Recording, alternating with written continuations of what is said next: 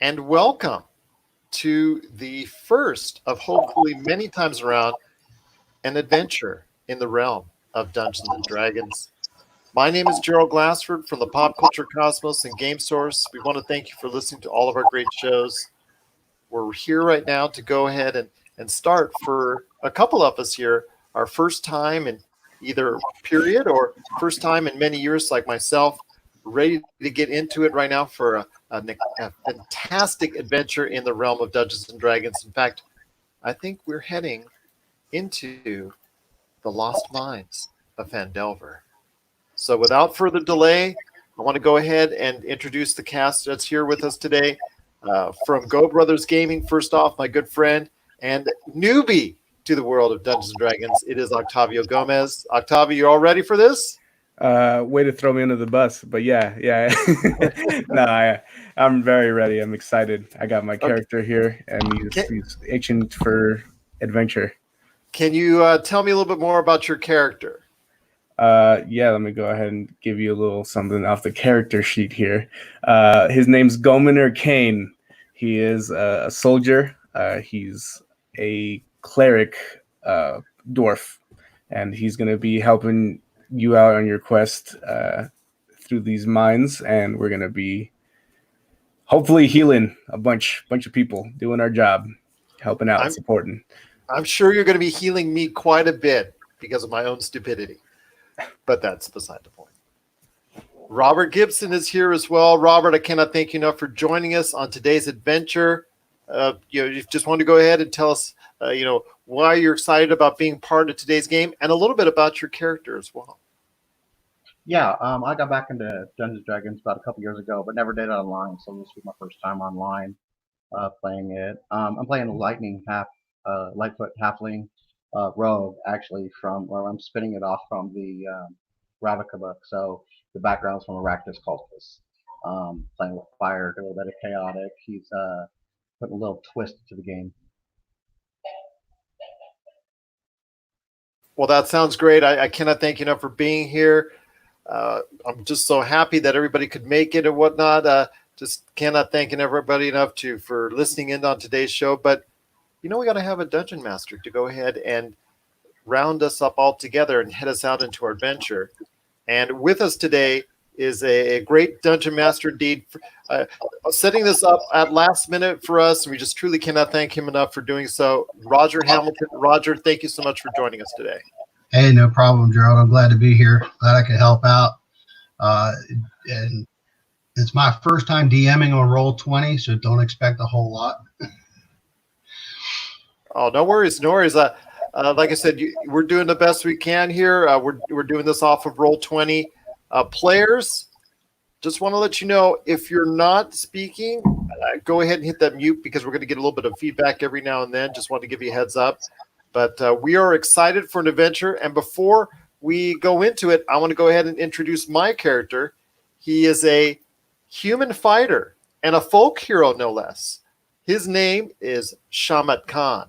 Let me give you a background. I had created this. I thought this all up, and it was kind of something that I really went into. But here we go.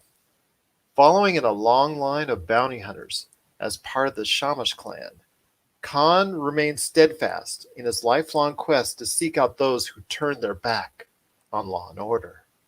His years of training has served him well, and after a largely successful run with his homeland as a peace officer, he now seeks out new challenges and quests to thwart evil at any cost. He does this to appease his belief in justice, but also to play to his sense of morality and guilt for the one mistake that he can never atone for. Ooh. I don't know what that mistake is. I didn't get that far down, but you know what? Hey, leaves everyone in mystery there. But without further delay, I want to again thank everybody for joining us right here. So without further delay, Roger, DM, I hand it over to you. Let's go ahead and delve into the Lost Mines of Phandelver. All right.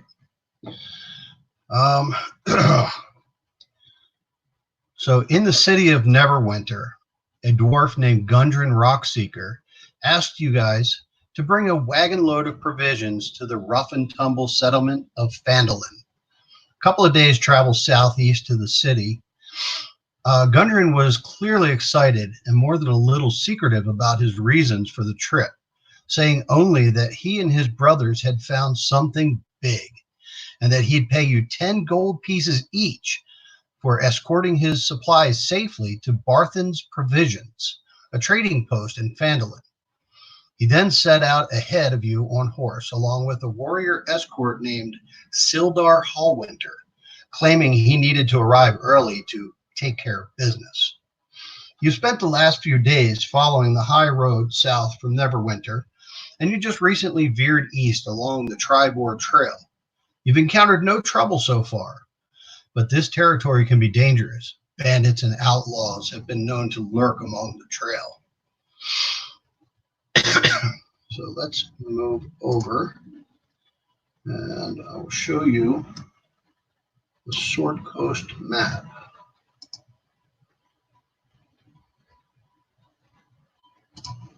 So, okay.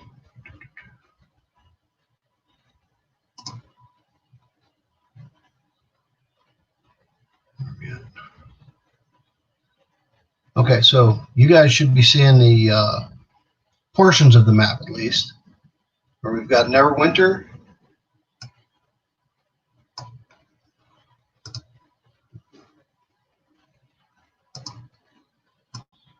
Neverwinter up here, and we're headed down here to Phandelver, coming along the high road and the Tribor Trail.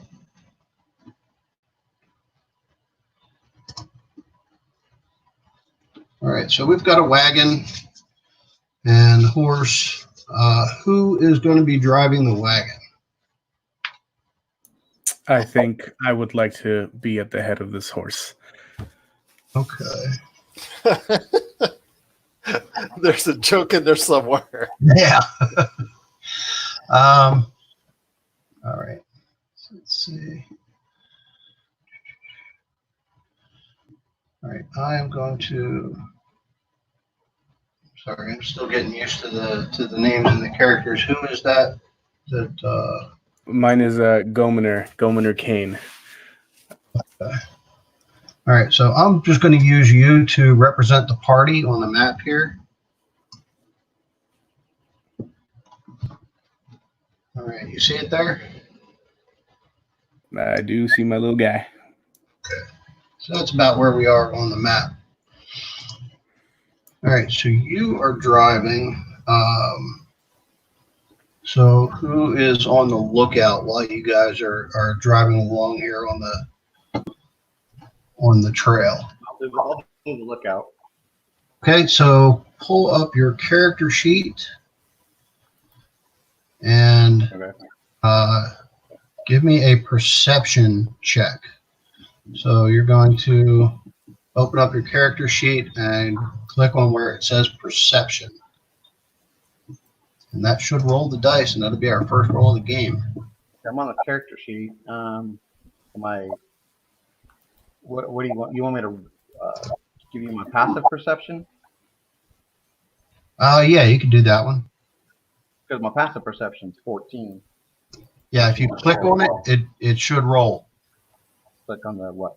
Click on where it says passive perception. It doesn't. No. Doesn't Right. roll. Perception. Maybe? On the character sheet, I'm on the. Yeah, on the character sheet part. Down in the skills, it says perception. Oh, I see it. 14. Let me see. Yeah, when you click on that, it should automatically roll in the chat. There we go. Did it roll in chat? Oh, it. Oh. Right. Well, we're going to go with the first one. Now, the way these rolls are set up, it automatically rolls for advantage and disadvantage. So it automatically does 2 rolls. If we're not rolling with advantage or disadvantage, we just take the first number. Okay. So your roll for that would be a 16. And if you hover over that number, it'll show you what the roll actually was with the modifiers. I So, don't see the number though. got to go over on the right-hand side to the chat window. Yeah, okay. So private chat or live comments or under the StreamYard one? Or No, on the roll 20. okay. Roll 20, then go to where? On the right-hand side top, there's the icon up by where the journal is. The very first one is a Okay. chat. Click on that, and you'll see where your roll had popped up.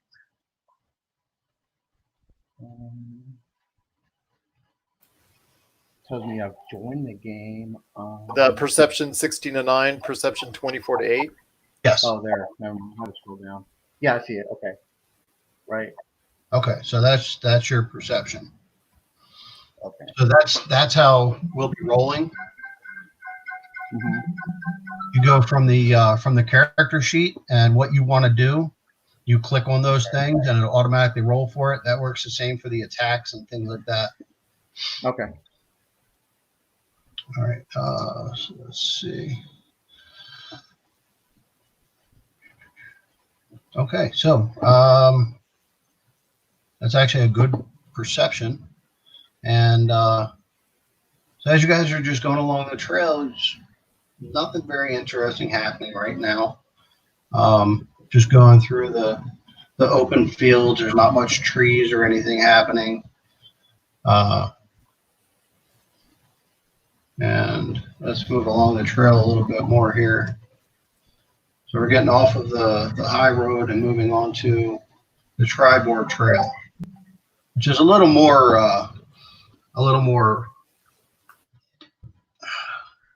unsavory. It's not really a road. It's a trail, so it's a little rougher going. You're starting to get into a little bit more trees and high brush, things like that. Go ahead and give me another perception roll.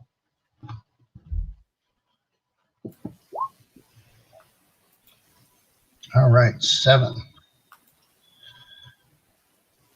So, I'll take my other second one. unfortunately, the dice say no.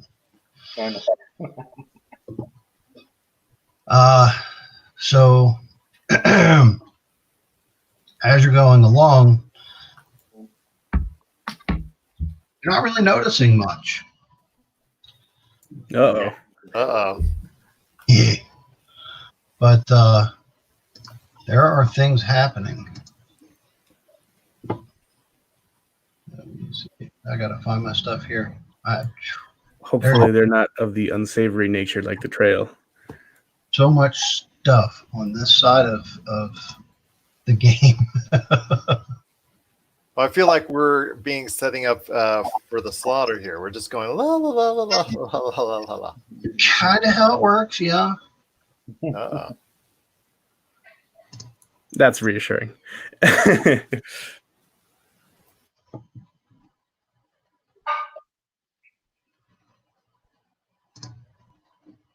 All right.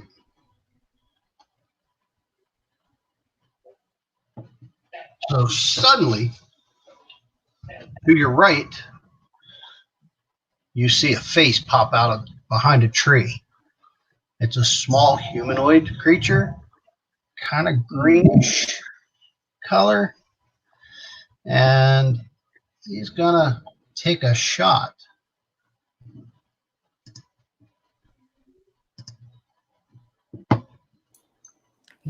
Wonder what I did to him.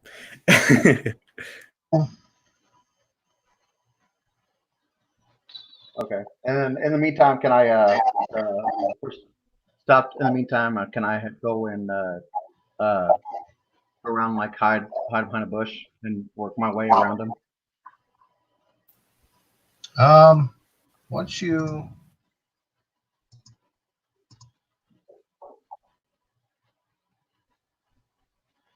I'm a lightfoot halfling. I'm like 3 foot. I'm sorry, this isn't working the way it's supposed to work. Oh.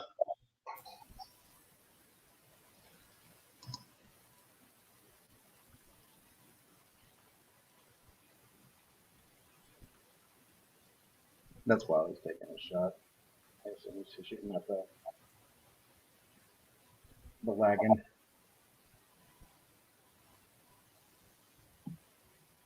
We're on a wagon, right? Yeah, yeah. Well, you don't all have to be on the wagon. You could be walking next to it. You could be sitting on the wagon.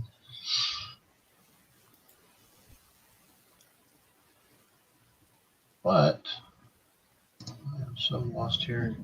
I guess I'll be running beside the wagon, Okay. trying to get some exercise. Got to stretch the legs on this long trail. Exactly. Yeah.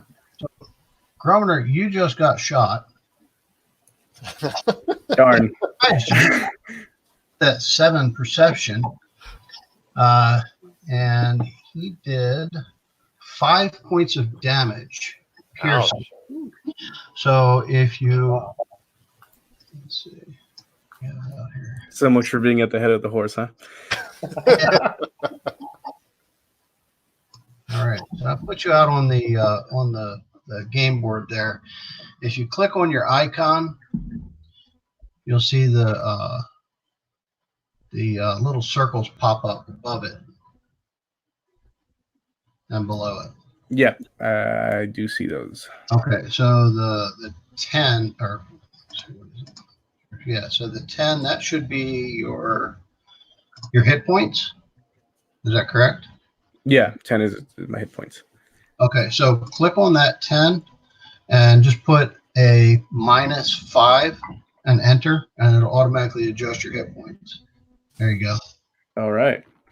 That's how we do that. Definitely injured. All right. Yeah, so right now you are considered bloodied. We use the term bloodied when a character or a creature is at half health. So it's kind of a DM's way of saying, yeah, you're really getting this one down, or something like that. So you have this little green guy who just popped out from behind a tree and shot you. What do you guys want to do? I don't know about you guys, but I think I'm going to attack the little bugger. All right. So we're going to go into combat now. So on your character sheet, let me do this. Like that? Yep. Click initiative. Yes. This is initiative. Click on initiative. Yep. Where would the initiative be, if I may ask? On your core character sheet, under core. On the core. Yeah. It's up at the top towards the center. Oh, okay. Top towards the center. Oh, there it is. Got it. Just give it a click. Click on initiative. Yep. Click and drag to roll.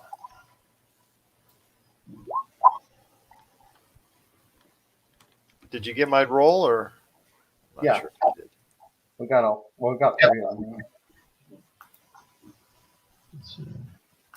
And it didn't. I got 11 initiative. Let's see. I got a decent little 7.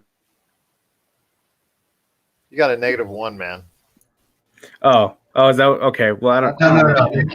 Now it's a 7, but he has a -1 to his initiative, so You rolled A an 8. 6 technically. Oh, Yeah, you rolled an 8. an 8. yeah. If you hover your mouse over it, you'll see what the roll is in the brackets, and then whatever the modifier is. Mm-hmm. Nice. Oh, So I okay. got a +3. That- So my initiative was 11. Okay. It just tells you in parentheses what your bonus modifier, what your modifier is. Yeah. All right, so I'll go to. Oh, okay. Yeah. See, that's pretty neat because so it automatically does the math for me. I don't got to do it.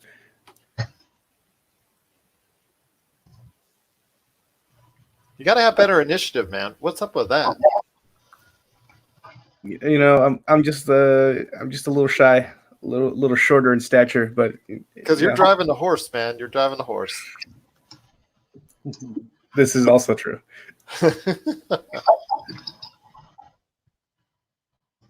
Of course, watch me be the first one that gets killed. I mean, I'm already halfway there. Well, you know what, cleric, heal thyself. Okay, so you guys see the initiative over on the left-hand side there, the turn order? Does that pop up for you, or is that just for me? No, the pop turn order is up. Okay. So that is the order of how we'll take our turns for the combat. So, Me first, of course. Carl, you are up first. What are you going to do? Oh, oops! I didn't mean to do that. That's all right. See, that's a good thing about this is that it doesn't automatically apply damage to anything. So if you roll something and it's a mistake, it's not a big deal. So is it me first, I guess, because of the initiative? Yes, Snarl. Shamat Khan. So where would I be going now? Let me see here.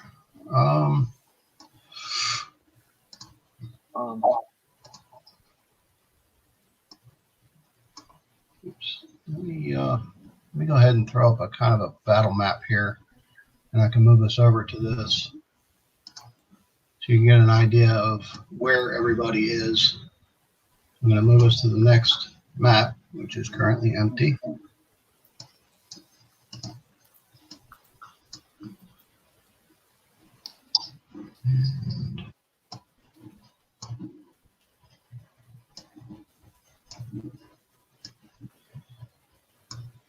Man, this map has a lot of stains. Yeah, I'm sorry. I couldn't wait. Spilled my coffee. Someone didn't use a coaster. Mm-hmm. All right. I apologize for the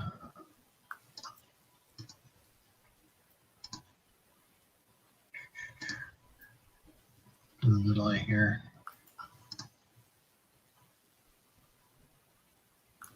It's all right. I think this system's pretty interesting. I'm sure we'll get it done at some point. Yeah, well, like I said, I didn't really have this prepared per se. Yeah. There we go. Well, but it's kind of cool once you get it all set up. I could see how it can go fast after it's all set up.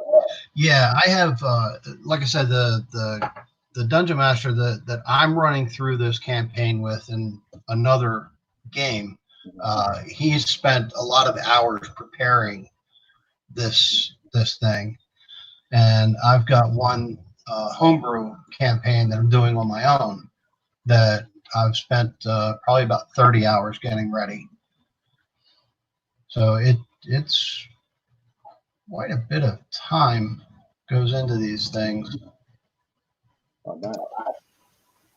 Absolutely, and we appreciate it. I know you were asked to DM at the last minute, so we just appreciate you doing it. It's no problem. I'm just trying to find all my stuff that I've got in here. I've got a whole lot of stuff. You know.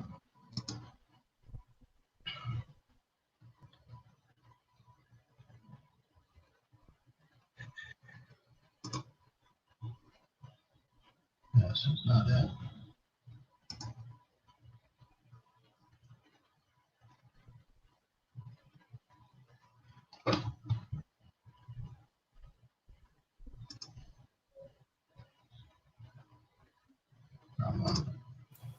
Come on now. So does the folk hero have any folk songs to sing? Cry me a river if we actually go ahead and start losing whatever hit points that we have. Or maybe something like woe is me for like 10 minutes straight. I don't know. It's all right. I don't think you're a bard anyway. It's all right.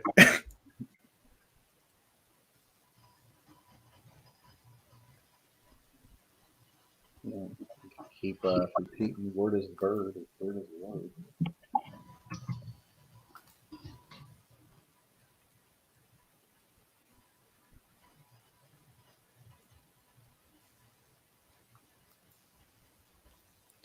I know I'm probably getting ready to get in that attack mode type deal. So let me check out here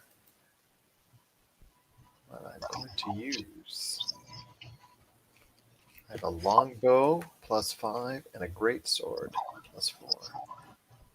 Ooh. That's great. Got a great sword.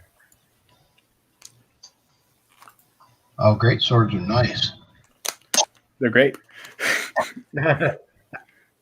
So can I just ask? So for Shamat Khan, where did you get this this artwork kind of going? Oh, I just put in a normal search, human folk hero type deal, and that's what came out. And I just grabbed the first decent looking JPEG I could see. That doesn't look like Johnny Appleseed. No, not at all. Not at all. I had a nice one for the Dragonborn. Had we been able to go ahead and do that, that would have been nice. That's what I've got as my character in the other campaign I'm doing. I've got a gold Dragonborn, and he is a barbarian. Oh, nice. Yeah, mine was going to be a Paladin Brass Dragonborn. Oh, you know what? This is not the campaign that I'm doing on the other one. My other one, I'm doing the Dragon of Icespire Peak. That's why I was getting confused with the maps, because I'm doing a different one. All right. Well, that makes a lot more sense. Less confusing of myself now. All right. Where am I at?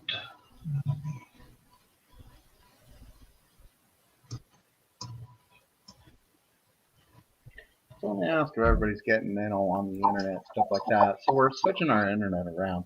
Now there's the CenturyLink DSL, 20 megabits per second. And of course, it's a dedicated line. Now you have Coxel, it's a shared line.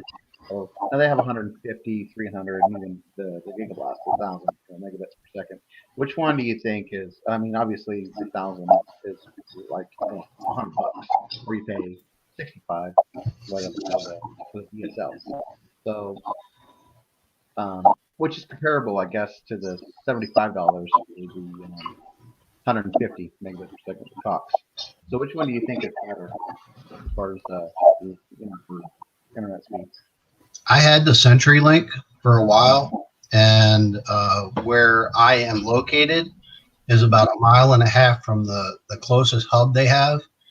And we had outages constantly, and they the speeds were ridiculously slow with the DSL. We switched over to Cox and never looked back. So much better, so much faster.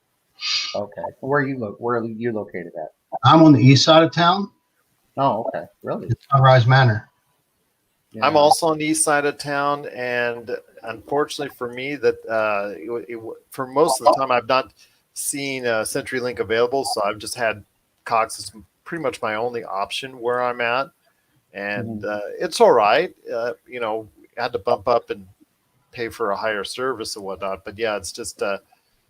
What speed do you guys have on the Cox? What's your megabits per second? I got whatever the fastest one that they have is. Same here. Yeah, we did the full package.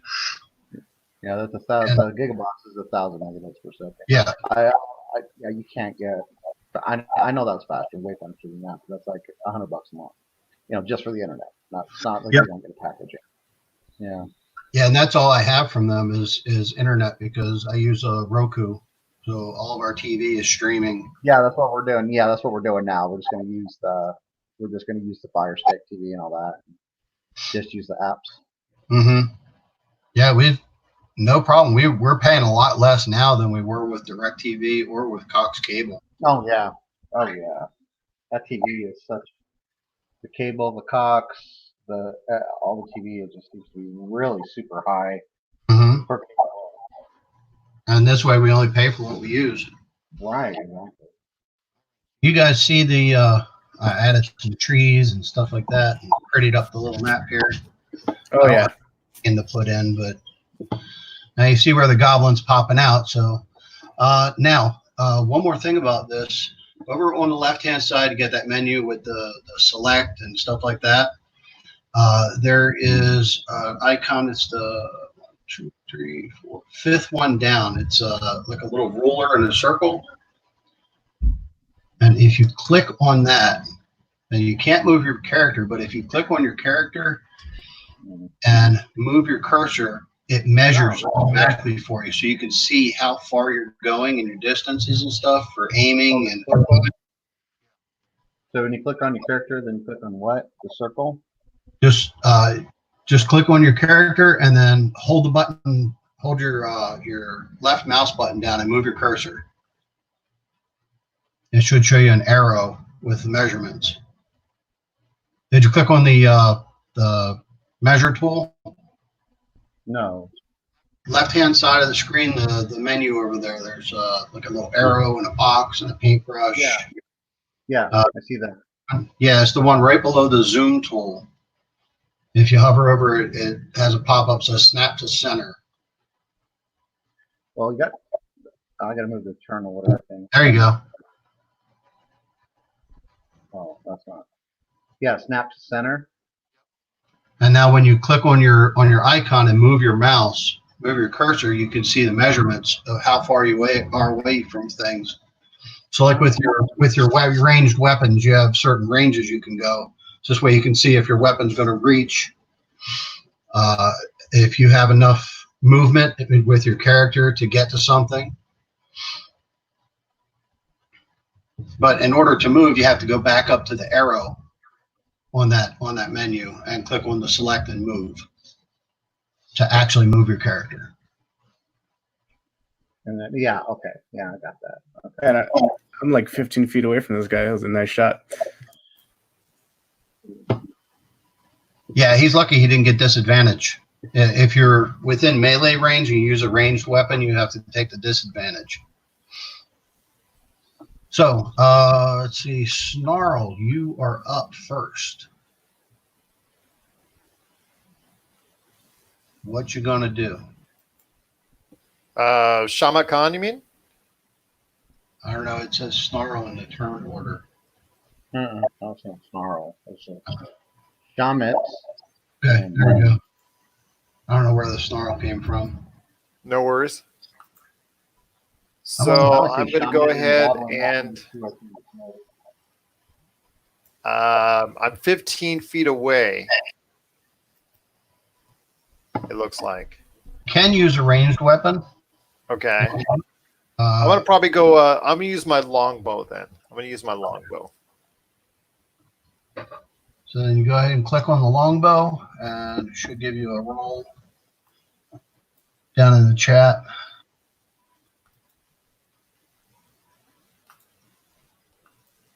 All right. 16 plus 2, 22 plus 2. All right. So we're going to go with the first one because it's not an advantage or a disadvantage situation. And that does hit because his armor class is lower than 16.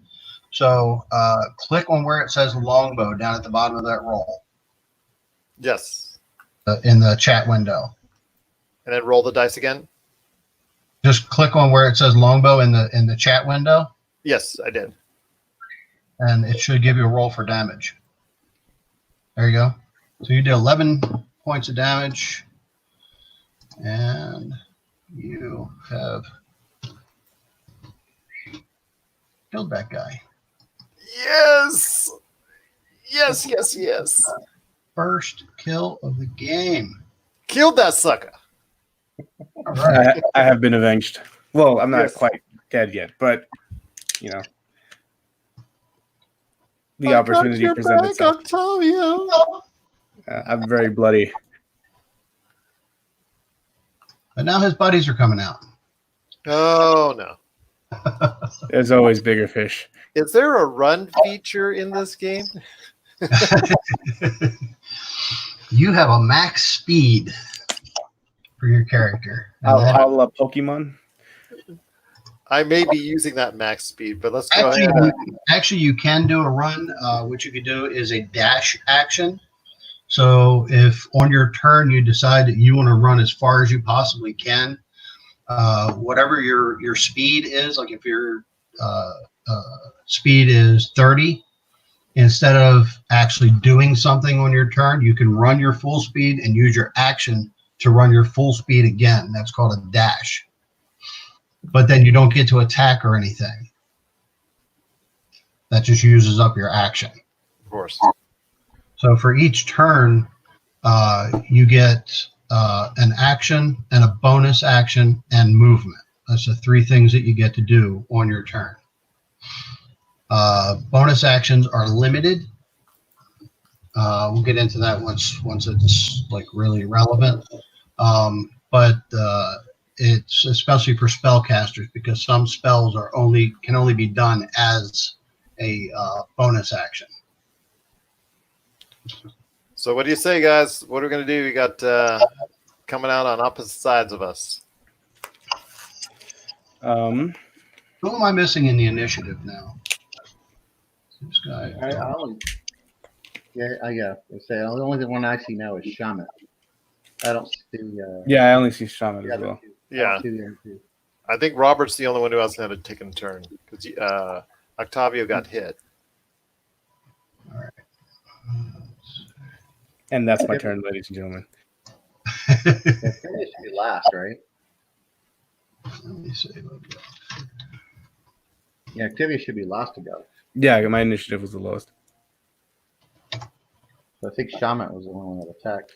If I look at my character sheet, this is actually fitting because he's a real not go getter.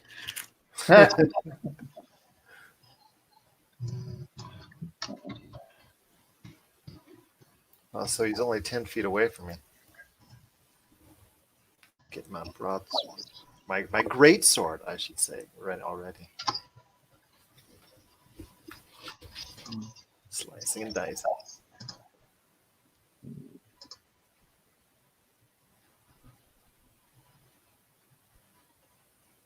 All right.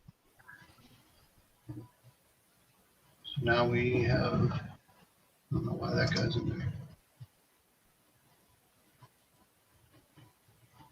All right. Does that look right now? The initiative. No, except I'm 8 though, not 16. I don't know why that changed to 16. Was 11, 8, and 7. Yeah, Oh. All that right. looks right. Now I got it right. It does get a little glitchy, but it's still easier than completely doing it in theater of the mind. So Robert is the farthest away from both. If that's no, I'm sorry. No, you're the. I'm sorry. You're the dwarf cleric. You've got that one that's 20 feet away from you. But Correct. okay, so is this possible? I can sneak up behind Shaman there and use my short bow. Like move behind the behind the human fighter. Use my short bow, make it look like he shot the shot. Take my bonus action to hide behind him. Certainly try. That is part of my feature is that on halfling rogues that they can not only move through larger creatures' space, but they can hide while obscured by larger creatures as well. right. So let me see where am I at. So I'm gonna move. So the first question would be to me, how was your game? Oh, I played a human shield. Yeah, exactly. Exactly. Yeah, you got it. Yeah, exactly. So move kind of like right there, kind of, I guess. I knew I should have changed classes. Meat shield. Give me a stealth roll. Sure. So on your character sheet down in skills, click on the stealth. Oh, I know where it is. And now I know where it's at. Yeah.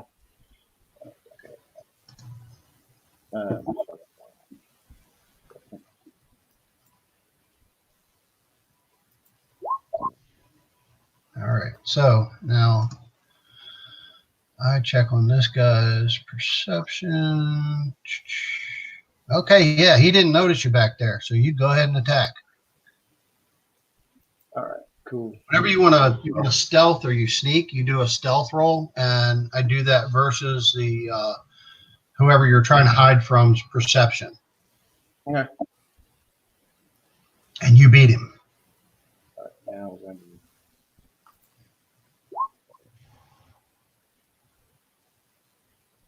Is that Okay, it? that definitely hits. So go ahead and click where it says short bow down there, and it'll give you your damage. Now, in the chat window, click on the where it's Short actually bow. short bow. Huh? I did. I click crossbow, short bow, and it says. So down in the actual chat window where your roll was, Uh-huh. For where the it says, 14, 18. Oh, I that's another link. That'll actually, there you go. There you go. okay. All right, so that's a total of 11. Mhm. And you were shooting at the guy at the bottom there, right? I'm shooting at the guy at the bottom. Yeah, That one. Oh, sneaky. yeah, that one. So you got another dead goblin. All right. Goblins down. One, Okay, and I two wanna- down, one to go. Nice Okay. work, Robert. And then I'm gonna take my 'cause how many feet did I move already? 15. I want to move. Click Q. Huh? Yeah, 10 or so. So Yeah. so 25. So I'm gonna move back 15. I'm gonna dash as a bonus action because I'm a rogue. Because I can dash as a bonus action. Uh-huh. So I'll go back. So I'll go to here. Yeah. Okay. Oh, now you're hiding behind the dwarf. Hey, you're smart. And you're a halfling, so you can do that. Huh? Right. I'm a halfling, 'cause I can take a dash as a bonus action. Right. Where most Right. people. Well, I mean, a halfling will be able to hide behind a dwarf because you're smaller. Yeah, I'm smaller than a dwarf. Yeah. Why does it keep changing the numbers? But he's big and fat. You know. He's a fat. All right. So, Savio, you're up. I'm up. Do us proud, man. Do us proud. We got one each. You got one on the kill slot each. Got to go for another one.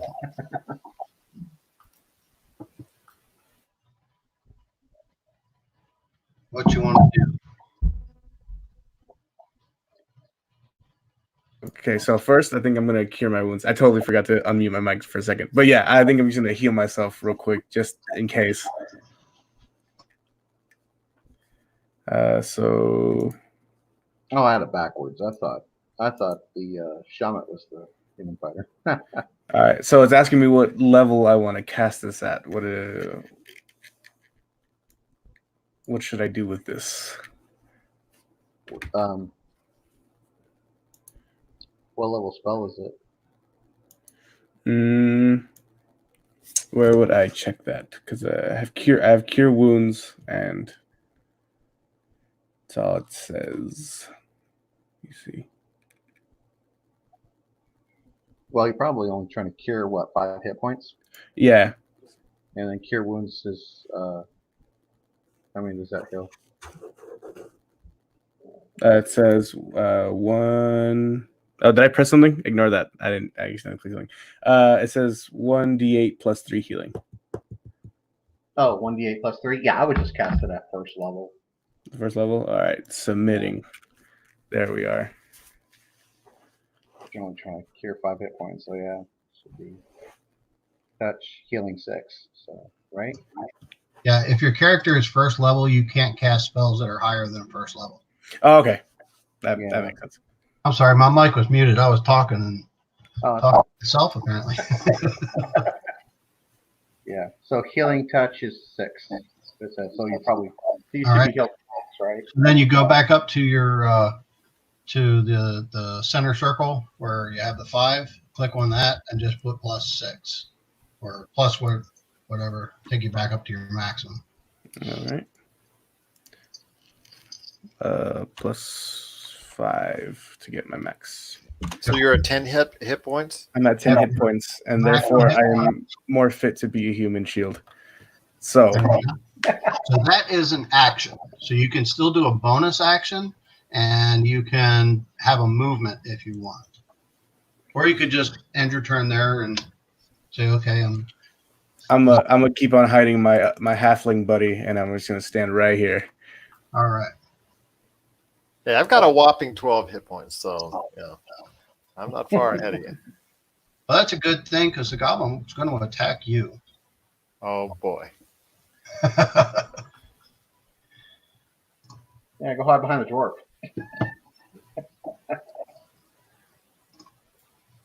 I'm gonna have to get down on. I'm gonna have to get down on the ground, get down on the dirt there to hide behind you guys. You have to roll for stealth. Just a single file line of. We could do like a synchronized swimming kind of thing. Something like that. Sure. All right. Problem. So, Shamat, your armor class is 14. Who's? Shamat? My armor class is 14. Yes. Missed you. So that means it is your turn. Why is it doubling? So where am I rolling? What are you trying to do? Well, since my friends and cohorts are hiding behind each other, or trying to do a good job of that, I guess I'm going to go ahead. I'm covering 25 feet, if you can see there. I don't know if I can cover that distance, or should I use a? Yeah, you have 30 feet of movement. Okay. I think I'm going to go ahead and get right on him. Okay. So you There move we go. Folk hero in action. 20 So how do feet. I move it? Well, you have to move to the square right next to him. You got to go back up to the menu on the far left hand side No, I and click got it. the arrow. You got it. There you go. There you go. All right. And I'm guessing you're going to attack with your greatsword. Yes. So go ahead and click on the greatsword and see what you get there. Roll 2 hits.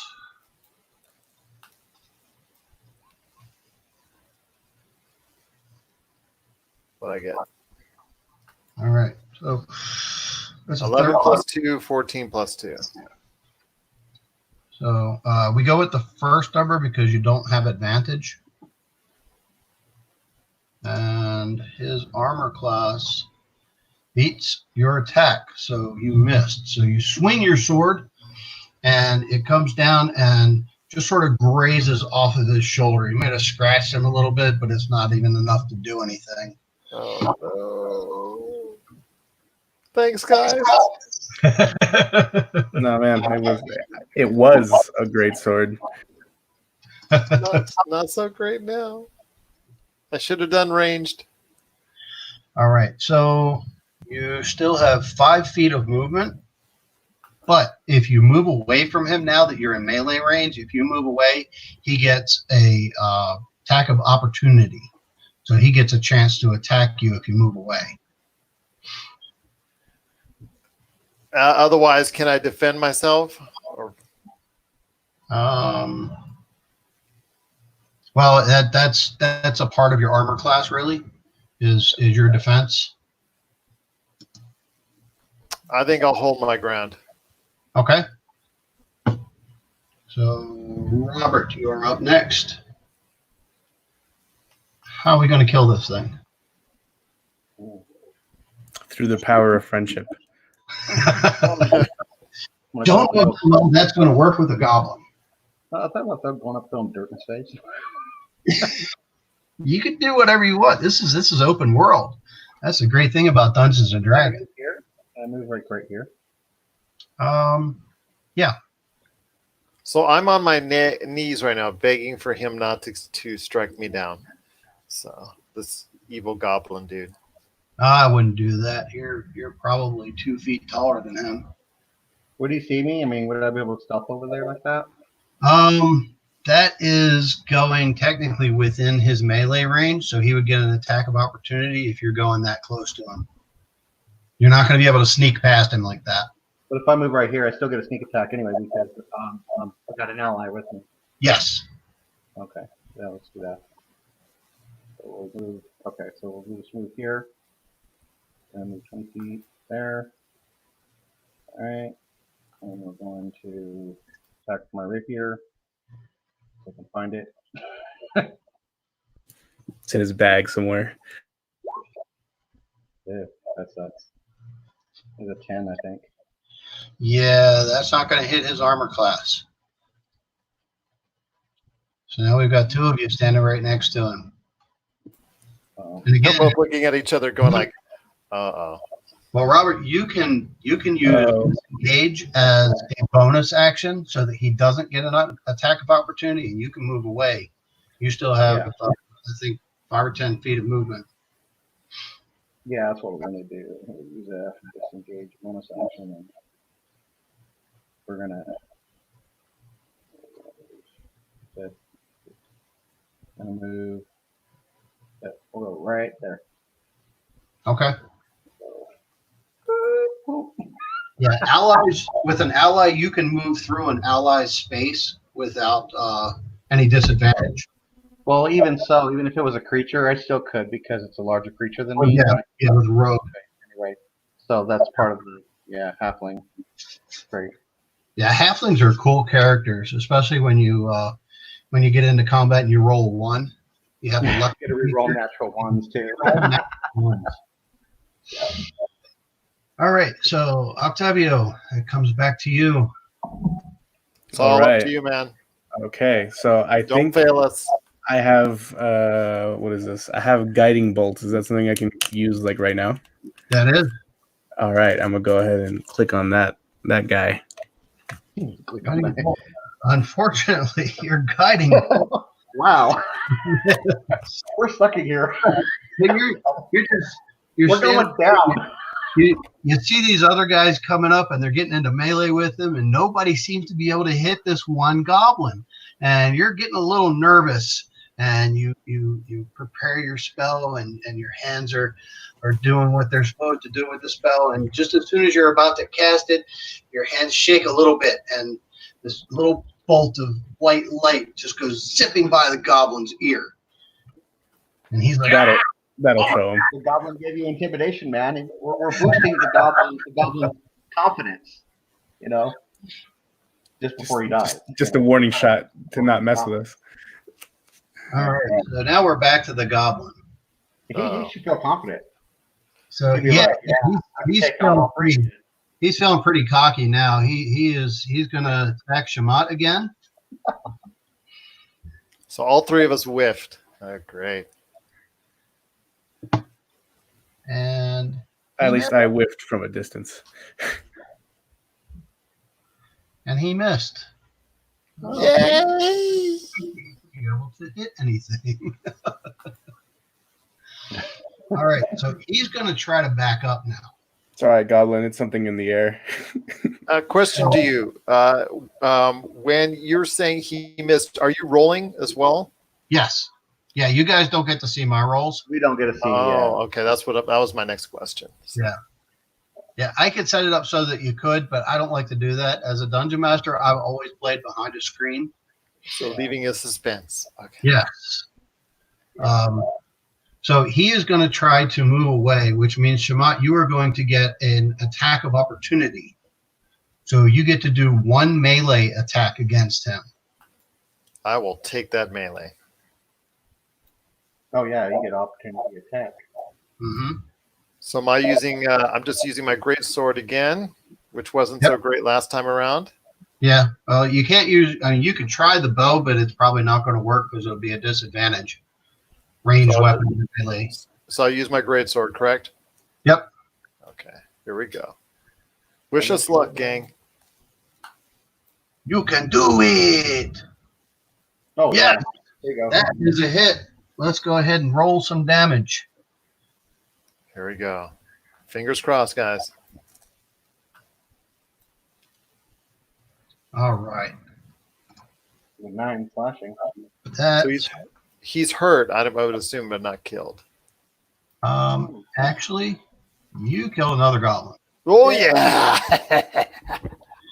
There we go. All right. I was about to get ready to say, "Oh no, we suck again." You know?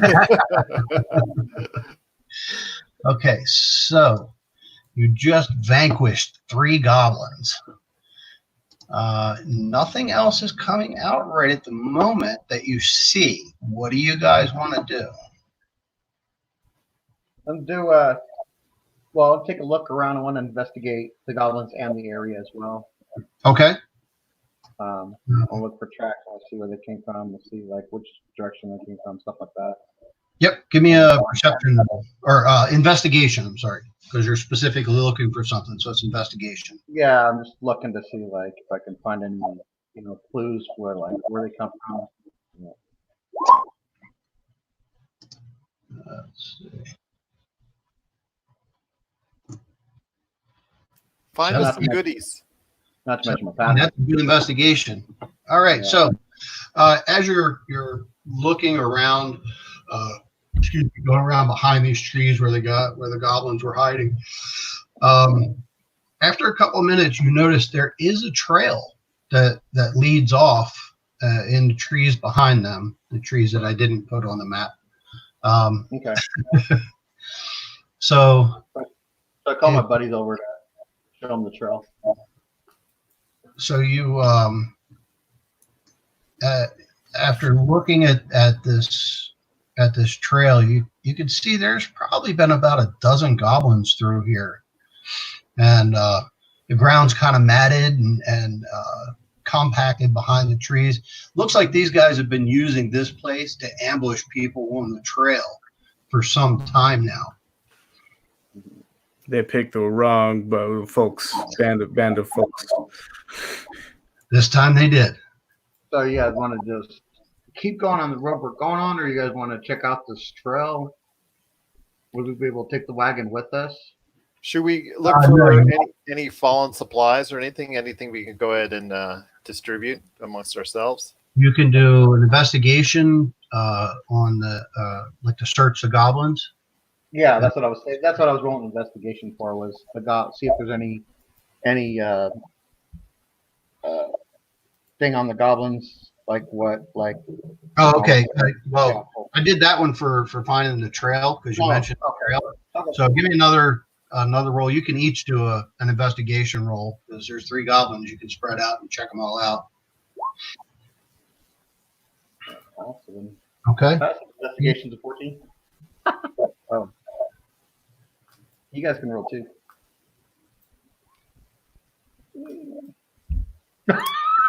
Whereas, oh no, I don't even think you can find the goblins. For everybody out there probably- listening, I just rolled a 1. Just want to let everybody know out there. I just rolled a 1. So Shamash just going circles around a bush right now. I guess so. I don't think I can even find a leaf on the bush after rolling a 1. Just my passive investigation's a 14, so. Yeah. Hey, at least I rolled good when it mattered, guys. Right, yeah. All right. So on the goblins, you guys find a couple of pieces of beat up, used armor, stuff that they've stolen off of other people. It's not really worth anything, because obviously it didn't help them out. Their weapons are old and rusted as well. You guys may need a tetanus shot if you got hit by it. No, nobody got hit by a Octavio. an arrow to the knee. No, that was an arrow. Yeah, they didn't do any melee damage. So you find 3 copper and 5 silver. We're rich. You guys can split that up amongst you, and you add that into your character sheets. That's it. I win the game. That's it. You won Dungeons and Dragons. Congratulations. So for copper, I just wanted to see if there was any other. Do they I don't know if they had any other information on their bodies. There is nothing. They really don't have anything. Yeah. So how are we splitting this up, guys? This huge reward. Well, I was a very faithful meat shield, and I deserve workers' comp for getting shot. Hazard Yeah, pay. no, you guys can, no, yeah, you guys can split up between both of you. I'm good. I'll just take the copper. All right. And Silver shall be mine then. you can add that onto your character sheet. How many coppers? It was 3 copper and 5 silver. Woohoo! You got the 5 silver, my friend, for your workers' comp. That's a half a gold. I you go. appreciate it, friends. Do you guys want any of these? Do you guys want any of the steel? Any of the rustic stuff? No. I'm good. All right, I'll take the rustic stuff because I want to use it for my shows, for my performance acts and stuff. So Okay. Yeah. So you could just, in your treasure section, you could just put pieces of rusted armor. yeah. There's nothing really specific.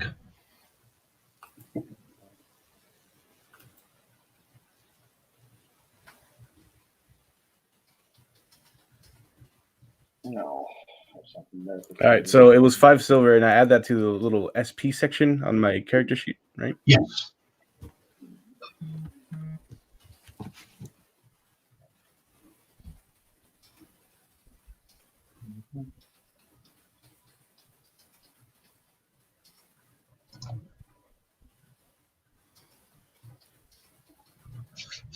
So now what are you guys going to do? You going to keep heading up to Phandelver, or are you going to check out the Goblin Trail? I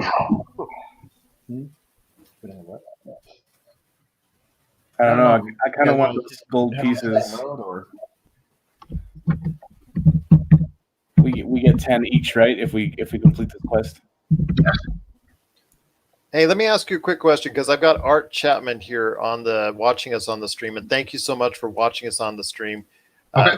He's asking a quick question. He's looking to join the game, but he's not sure how he'd go about it. Actually, if you sign up for Roll20, that's how I got into my other campaign. They have a section in there where you can search for people who are looking for players in games. You can sign up for them on there. There's also lots of Facebook groups. I was gonna say also that link right to the Discord app. That's where I found. Yeah, Through Discord? Yeah. Okay. yeah. Discord has groups and Facebook. I'm in quite a few Facebook groups. I know that's how we are. We're all in the Las Vegas area, Generals, although we would play with anybody worldwide if that's the case. I know Roger had mentioned he played with somebody from South Africa recently, but we're part of a local group here in Las Vegas, as far as on Facebook. But yeah, I mean, we're looking to go ahead and I guess try and do this soon. We're going to try and do this a little bit more often. I know Octavio and I are looking to do this, as when possible. So definitely, if you can reach out to myself, that's through our email. You can reach out to me either on Pop Culture Cosmos on Facebook or popculturecosmos@yahoo.com. I'll put that in the chat as well. Also, with this particular game that we're playing here, isn't really set up to be a one-shot. So we could continue this game if you guys wanted to do it whenever. And if somebody else wanted to join in, I could find ways to add other characters in. Absolutely. Yeah, that would be fine. That would be fine. That would help us out. I guess going from like if that's said, that's what we can do. Art, if you're watching, it looks like you are. Just send me your interest, and then what we can do is next time we go around and we set up something, we can add you in here if that's okay. Well, I don't know. I could do a pretty good job of harassing myself, but I'm doing that. I'm doing actually my best time trying to go ahead and miss with my great sword. So you were doing a really good job at it too. The not so great sword. Yes.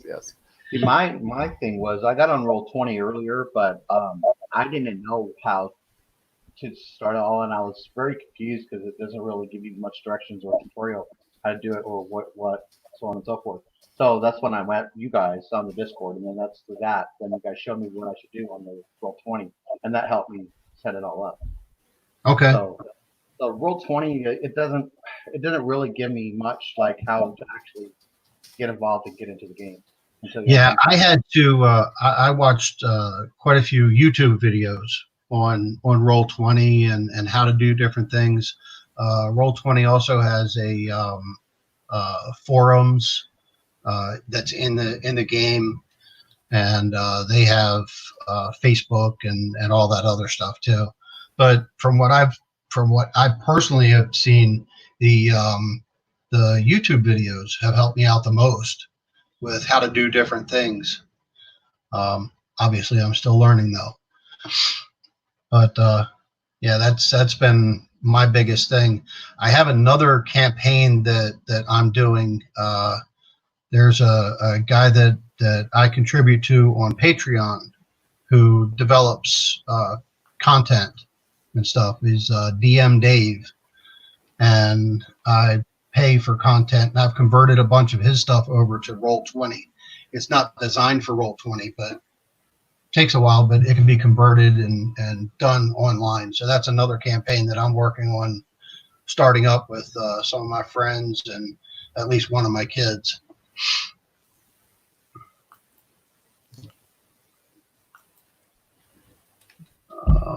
Art, just want to let you know we're streaming this through StreamYard. You don't necessarily, there's no app or anything. I would just send the link when we go ahead and come on, just so we're getting ready to come on. I send you a link for StreamYard. All you have to do is just go ahead and allow the camera and microphone permission. Oh, no, you're no distraction at all, because we're going to head, I think, down that trail here in a sec. But I just want to let you know, yeah, it's through StreamYard. I would send you a link and just come on, just allow permission for the camera and mic, and then you would be right in the chat room. But you would also simultaneously go on Roll20 in whatever game we're at as well. So we're on Roll20, and then we're streaming this through StreamYard to YouTube, just to let you know.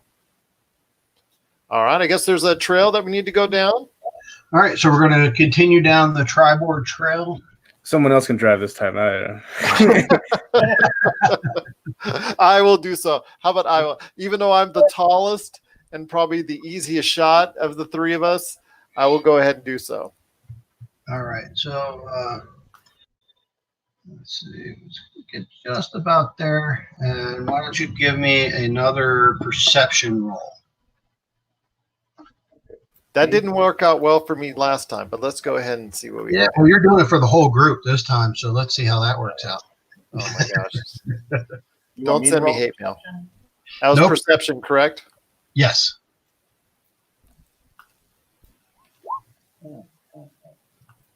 Oh, natural 20. Awesome. You can see everything. Oh, sweet. Better than the one. Yeah, I was just as opposed to earlier when he can. I'm not good at investigating. I'm not good at investigating. So there's no middle ground there. You're either you can't see anything or you're seeing the Matrix. I took the blue pill. My wife, we're in the Matrix. All right. So looking around, you really don't see anything else going on. You just keep on going. So now we are getting to the town of Phandelver. And unfortunately, I don't have a cool map like my DM does for my other game that doesn't have everything on it. So you guys get to see the entire thing. Oh, wow. Cool.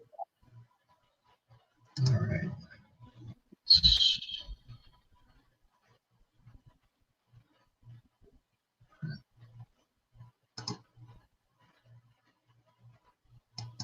Quaint little town here. It is. It's a nice little town. I've got some stuff to read here about the town of Phandelver. That takes us into Act 2.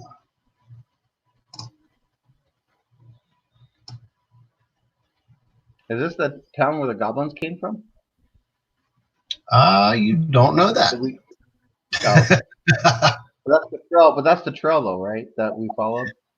Well, you were already on the Tribor Trail, and in your investigation in after that battle, you found another trail that went off. One you wouldn't have been able to take the wagon through. It's just a foot trail the goblins had been using somewhere else. So, let's see. All right. Question to ask you guys on Roll20. On the icons that you see, the all of us, is it easy? Is there a way you can minimize them so you can see more of the map, or is that? You mean down at the bottom? Yeah, the all four of us. I don't know if I control that or if you guys can control that individually. Let me see. All right, I just changed it to names only. Did that change for you, or is that just for me? That's just for you. Okay, so go up to the settings in the right-hand corner, and then you're going to scroll down, and it says Chat Avatars. Oh, I got it. Sweet. Thank you. Your video avatar size. You can click the name. Yeah, that's what I was wondering. Yeah. Yeah, see, I wasn't sure if I controlled that for you, but apparently those controls are. That's what I was asking a long time ago. Like, God, it's quite big. Those things are. Yeah. That's what I wanted to. Yeah. I changed it. I didn't know if it changed for you, and you were like, maybe it looks smaller, so I didn't know. Yeah, I did. Yeah. Yeah, thanks for your help. Art, you gave me some help on that, so thank you. Awesome. Yeah. We're getting used to this Roll20 system as well. So shout out Art. Woo-hoo. Okay, so as you're approaching the town, the rutted track emerges from a wooded hillside, and you catch your first glimpse of Phandelver. The town consists of 40 or 50 simple log buildings, some built on old fieldstone foundations. More old ruins, crumbling stone walls covered in ivy and briars, surround the newer houses and shops, showing this must have been a much larger town in centuries past. Most of the newer buildings are set on the sides of a cart track, which widens into a muddy main street of sorts as it climbs towards a ruined manor house on a hillside at the east side of town. As you approach, you see children playing on the town green and townsfolk tending to chores or running errands at shops. Many people look up as you approach, but all return to their business as you go by. I'm waving hi to the townsfolk. They just kind of look. Some of them give like a little half-hearted, why is he waving at me? Wave back to you, and then go back about their business. And This guy's weird. This guy's weird. They're wondering is what's this up where with the we're bloody supposed to bring dwarf. the wagon to? What was that? Is this where we're supposed to take the wagon to? Yes. Okay. You are supposed to be taking that to Arthan's Provisions.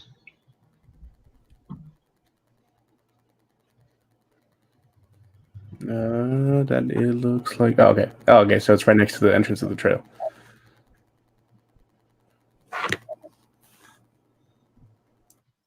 All right. So, just so you know, I totally screwed up the very beginning of this. Hey, at least you're honest. We appreciate it. Yeah, well, the battle that we just had. Before that, the low perception, what you missed, and I'm just going to sort of retcon this a little bit because we've already gone past it. There was a horse laying in the middle of the trail, and so you guys had to stop to move the horse. That's when the goblins attacked. Okay. Wagon on the side. And when you found that trail that led off, it looked like there had been someone dragged up there. Dragged up that trail? You said Yeah, the the wagon? trail, the foot trail, the one that you guys didn't take. Okay, yeah. Looked like So- someone got dragged up. Yep. Is there any way we could go back and see if we can head up that foot trail?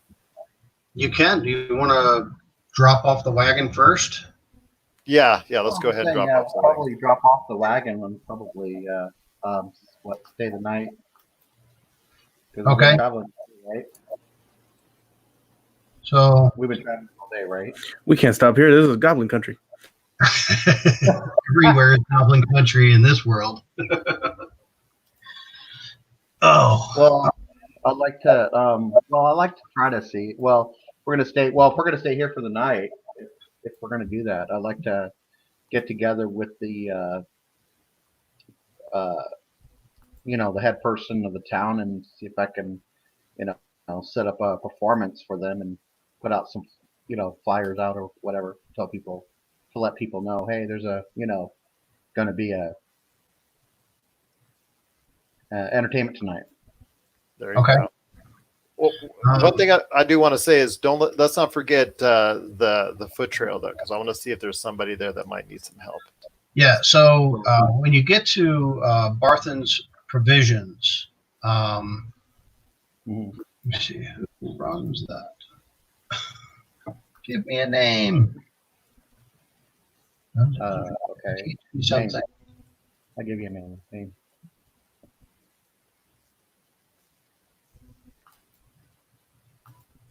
Charlie? No.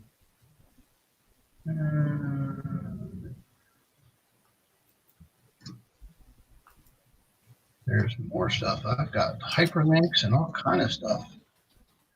How did you roll a 1 and then roll the 20? I mean, That happens more often than you would think. Okay, so the guy This is why I don't play craps here in Las Vegas. well, no. Same here. It's easy to live here when you don't gamble. Mm-hmm. So the proprietor of Barthen's Provision is Elmar Barthen.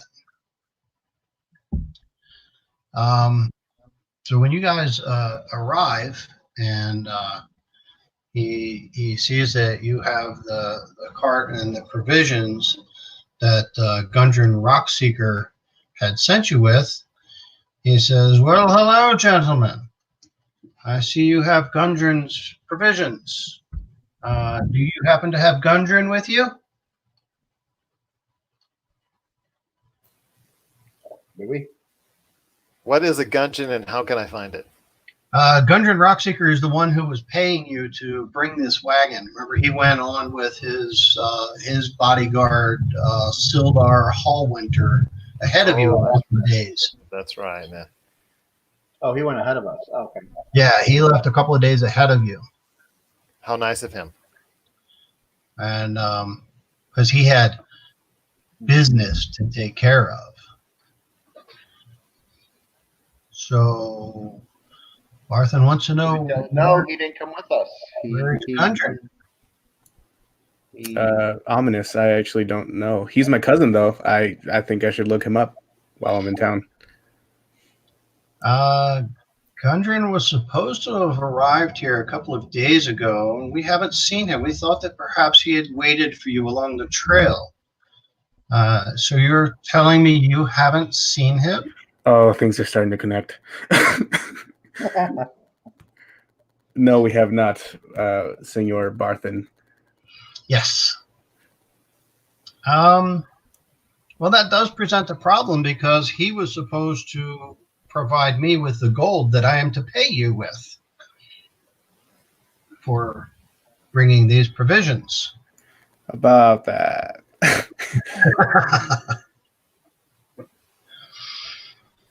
So we have That's not good because we did all the work.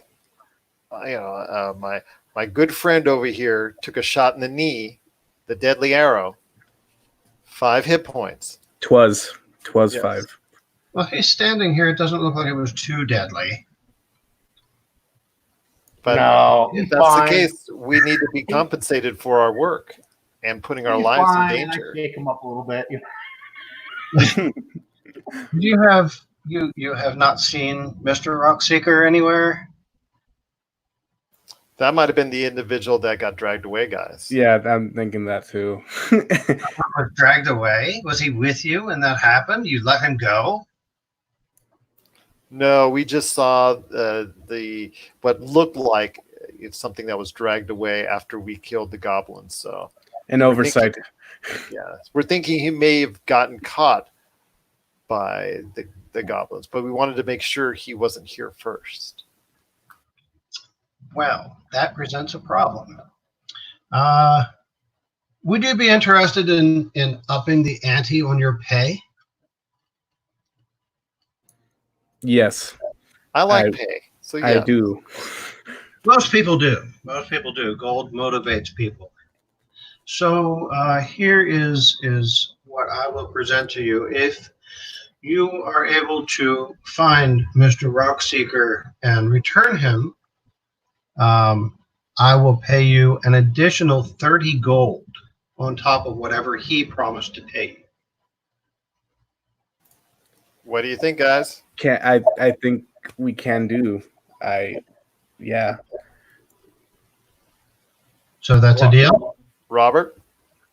Yeah, no, yeah, I'm game for that. And, We already halfway know where he might food be. at the restaurant too. I read it. What's that? And grab some grub too at the local tavern. Yeah, I mean, it's up to you when you set out. You could set out now. You could wait till the next day. Again, open world. Well, how long have we been traveling for now? It's been a couple of days, but since the battle, probably about 3 or 4 hours. You're here. I'd say it's probably about 4 in the afternoon or so. Well, it's going to be nightfall shortly, so do you want to wait until the next morning, guys? It's all up to you. No matter to me. The thing is, since he was dragged away, we don't know what's really going on to you him. can go at night, but it might be harder to see at night. I know, but Unless you have dark vision. we don't. Actually, I think Don't want to go traipsing around the woods in Goblin Country in the night. I do have dark vision. How's your perception? How's your scouting skills? My scouting is. Let's see that. That would be. That'd be like perception, investigation, stuff like that. My perception's 3. My investigation is 0. I don't know. I don't want to accidentally miss out on him. I don't know, being hurt or something in case we're too late. If that's a thing. You know what? Why not? You only live once. As would he if something should happen to him. That's fine. We can head out. Yeah. So you guys want to head back out? Well, Yeah, we're gonna try and see if we can get back to the trail as fast as possible. Then. Okay. We're not you guys carrying. want to grab some grub first? You guys want to eat a little bit first and then head out? We can do that. All right. There you go. Yeah, get some nourishment after that battle. You're right. Right. It's on me because I got silver. Whoop whoop.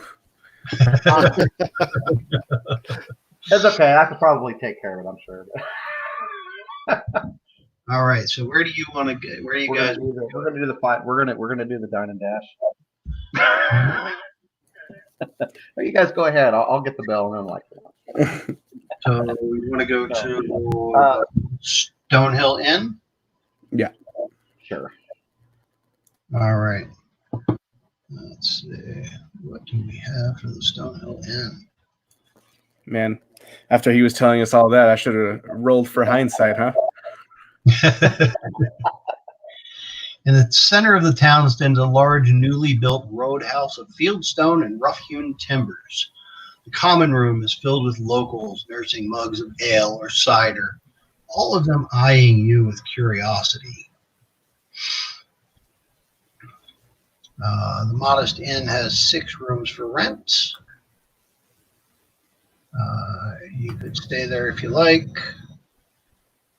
You could just grab something to eat. I think we're just gonna grab something to eat and go. All right, dine and dash. Yeah. You walk in and there's a short, friendly, young human male who greets you. Hello, everyone. Welcome to Lost Mines. I haven't seen you in here before. Just find an empty table if you like. I would like, yes. Are you here to stay or just to eat? Or how can we help you today? Just a little R&R, sir. Little grub, and then we're off to do a rescue. A rescue? Are you adventurous? Sure. We could be. Yeah, I could say that. We don't get many adventurers around here in this small town. Brewers. So what can I get for you today? We've got a selection of ales and some foods and grog and grub. Yeah. Sure. I'd get Regular a normal. mug of ale. All right. A mug of ale will run you 1 silver. All we right. do round? Yeah. Do like a round of ale and grub. Yeah, maybe some food. All right. So we'll call it 10 silver for the lot for meals and ale all around. So with that, you just go into your sheet and you subtract 10 silver. If you don't have that much silver on hand, the gold translates 1 gold is 10 silver. Is that for everybody? I mean, Whoever's paying. for the whole party. Go ahead, Octavio, pay this time, and then we'll just. All right. Minus 1. Oh wait, no, hold on. So I just have 9 now. 9 gold because I use a gold piece. Yep. You have 9 gold now. Okay, yeah. All right. Just keep tabs. Just keep tabs on who spends what. Keep All right. your receipts. Keep your receipts. After a couple of minutes, the proprietor comes over and he brings you your ale. He says, the food will be just a couple of minutes. And he goes away and starts waiting on other customers and tending the bar, things like that. So what you doing? I'd rather not start a bar fight, but That's usually a good idea, to not start a bar fight. Is there any way, like, while the food is coming out, can I go check out what the Shrine of Luck is right outside the inn?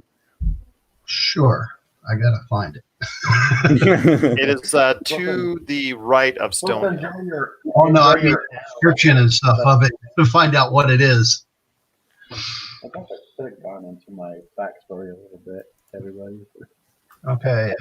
Phandelver's only temple is a small shrine made of stones from the nearby ruins. It is dedicated to Timora, the goddess of luck and fortune.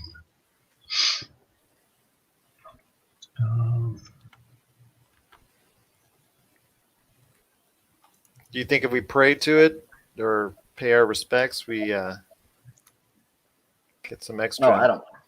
Oh, I don't. Oh, that would be. You can, but I don't. Yeah, I think my guy is kind of like all about that. I might do that. So you want to pay your respects at the Shrine of Luck? Yes, just I don't know. Give us a little extra something. Makes me feel good about our adventure. All right, so you're going to go out to the Shrine of Luck. My ally is a lesser demon in the cult who thinks he owes me a favor, and who am I to argue?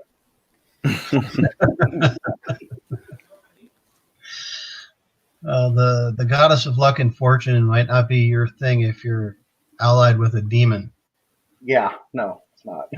I'm a rat. That's all. So that's not. Yeah. But you're a cleric, and I'm lawful good, so maybe. No, I'm not a cleric. I'm not a cleric. I'm the rogue. Oh no, I meant Octavio. Yeah. Oh, yeah. Matter of fact, I'm a star performer. So I have the opportunity to display my genius to the masses when I perform the start of the show, the climax of the night of revelry. The rest of the guild regards me with admiration and more than a little envy, since crowds pack whatever venues I choose for my shows. Fractals himself might even come to watch. I can count on support of my ringmaster, my troupe, which I have a little, crowd. Well, I have a little performers with me. Troupe, just be careful not to turn my back on the ones who kill and return for a moment in my spotlight. Yeah. Well, I guess while Octavia and I maybe are headed over to the Shrine of Luck while the food's getting ready, you never know. Robert could be in there eating our food, Octavia. Yeah, it could be. Just swipe a potato or something. It could be all done and already, and spitting fire or whatever. So, you go out to the Shrine of Luck, and there is a young lady out there. She is an elf in modest garb, and she is standing there, actually kneeling, praying at the shrine. She sees you walk up and says, "Hello." Hiya. Yeah. Have you come to make a contribution to Our Lady of Luck? Indeed, we have. Yes. Yeah.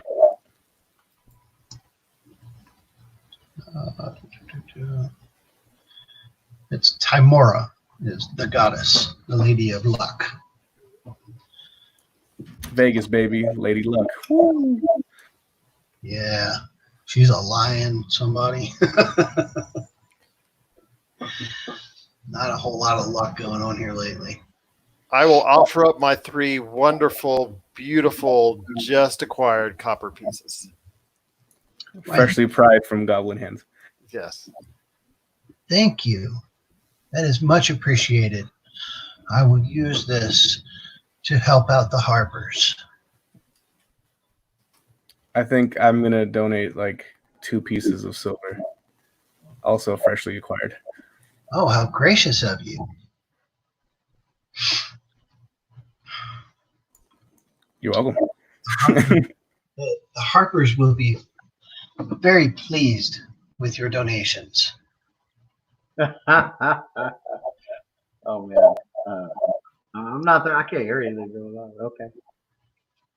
So I just deleted the brass pieces from my account. Okay. Copper. Copper pieces, yeah. Yeah, and I just subtracted 2. I still have 3. All right. Now I think Octavia and I are just waiting there right at the Shrine of Luck, waiting for, we were so generous with our coinage. Is there anything in return maybe the Goddess of Luck can provide us? The Goddess of Luck really doesn't work that way. There are things that the Harpers do with the donations. Is there perhaps an exchange that the Harpers could have with you? We'll leave that for now. We'll go eat, and then I don't know. Maybe if we come back into town with our bounty, we can sort that out later. Okay. She's just going to go back to the inn? Yeah, it was just to check it out, I guess. Okay. Oh, I think I hear the dinner bell ringing, so we're gonna head back inside. Oh, There we go. Have a pleasant day. So while they're doing that, I'm putting on a little show, just a little show in there. While they're doing that. Always showing off. Oh, I'm just putting on a little show, just preparing them for what is about to become later. Balancing mugs of ale on his feet while doing a handstand or something. Please make sure to give him gratuities while he's in there, everyone. Yeah, that's like Luke Skywalker on Dagobah stuff there. Yeah. And balance and stuff. Absolutely. I enjoy mayhem. I like a little a performance check. Oh yeah, I can do that.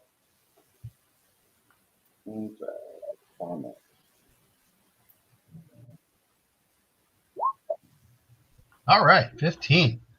So as you're doing your performance in there, and there's a few people in there watching. You get a little bit of applause, and as a couple of people are leaving, they drop 10 copper on your table for you. Nice. See, our loss is your gain, Robert.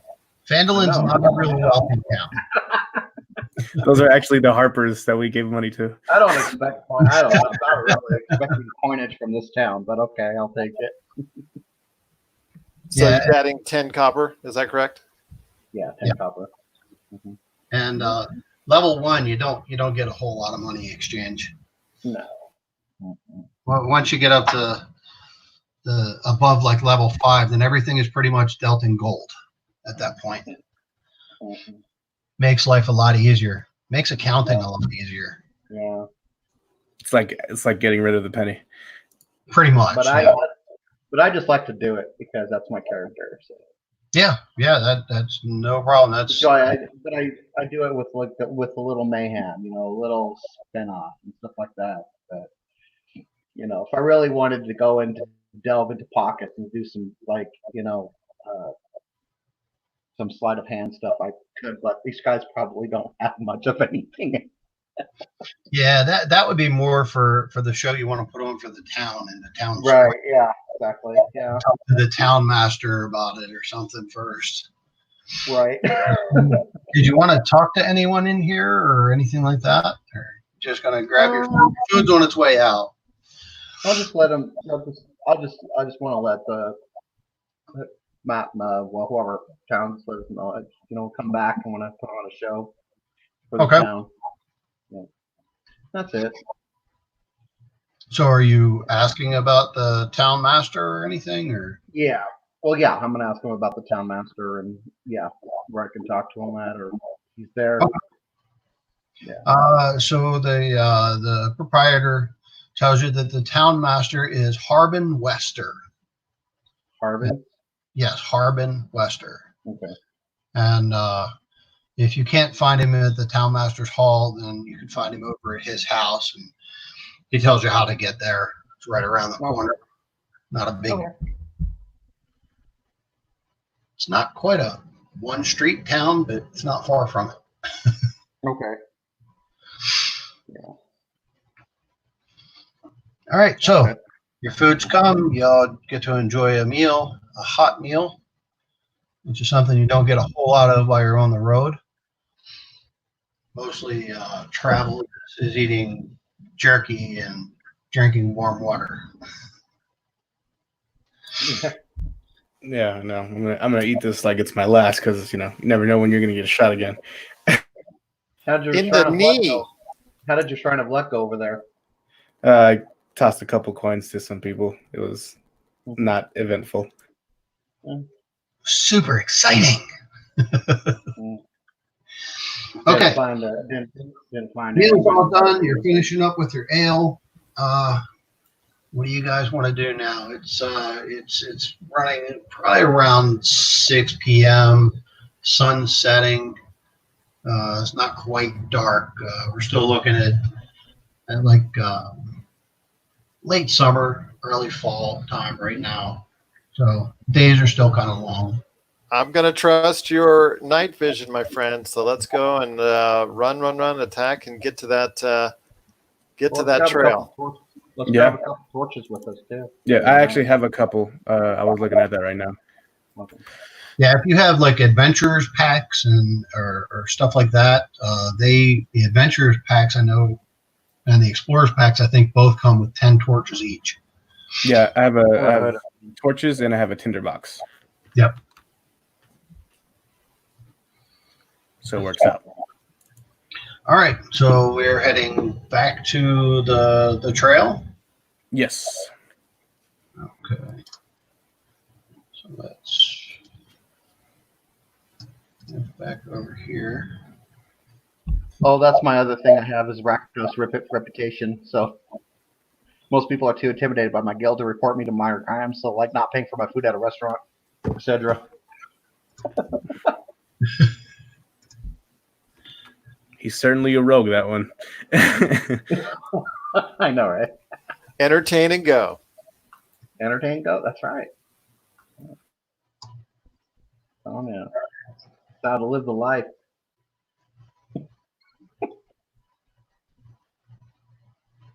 All right. No. You guys mind if we pause for a moment so I can take a bio break?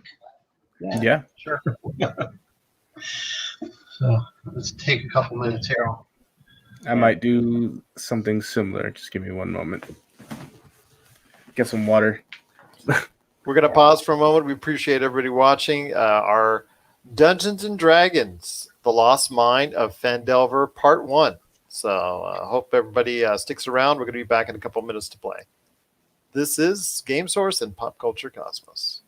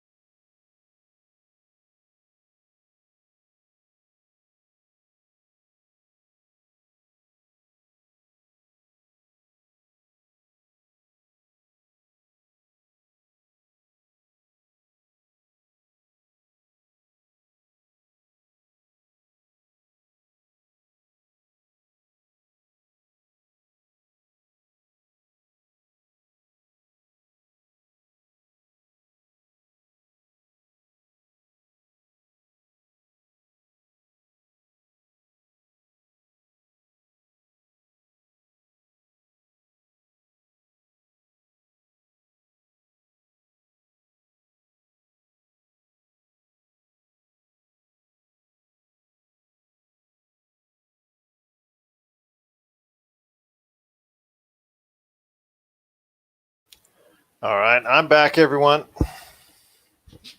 See, everybody's still on their break. I'm here. Okay, good. I'm just trying to read ahead a little bit and make sure I don't screw it up again. Oh, no worries. Yeah, I'm here too. Just waiting for Octavio. Maybe he's still praying at the altar right there. Lots of hand washing. Got to wash your hands. Yes, indeed.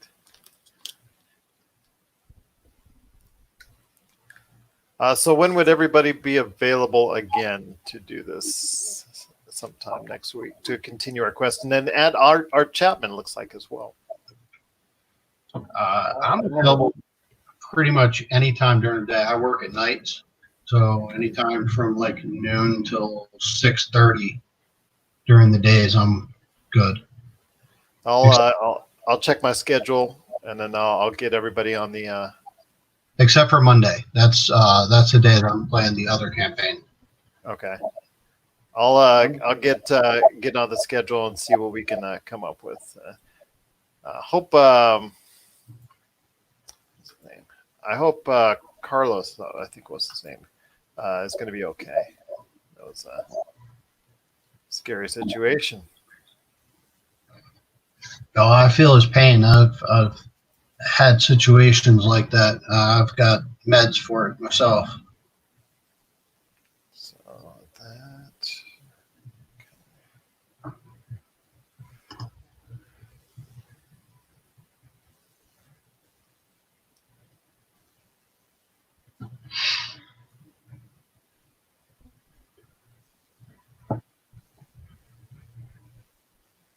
So that's a good question that Art brought up is when do you level up, or is there a time you level up? Leveling is done one of two ways. You can either do it through strictly the experience points from like combat, things like that, or as a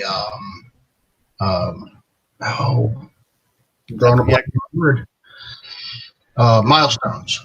Okay. Like once you reach a certain point, then everybody just levels up. Were we supposed to be issued experience points? I can. I've done no. I'm just because I'm at 0. Yeah. Well, if you guys would prefer to go by experience points, I'm fine with that. I can do it either way. Doesn't matter. I mean, levels, experience points. I mean, that's experience points or milestones, whatever. The experience points. So to reach level 2, you need 300 experience points. And there's a chart in the player's handbook that tells you back in the old days, each class had its own leveling system for experience, and usually like rogues would level faster than anybody else. So you'd have a level 7 rogue with a bunch of level 3 characters, wizards and stuff like that. Fighters also advanced faster, but now with 5e, everybody advances at the same level, so it's easier to keep a party with the same level. I think that's better.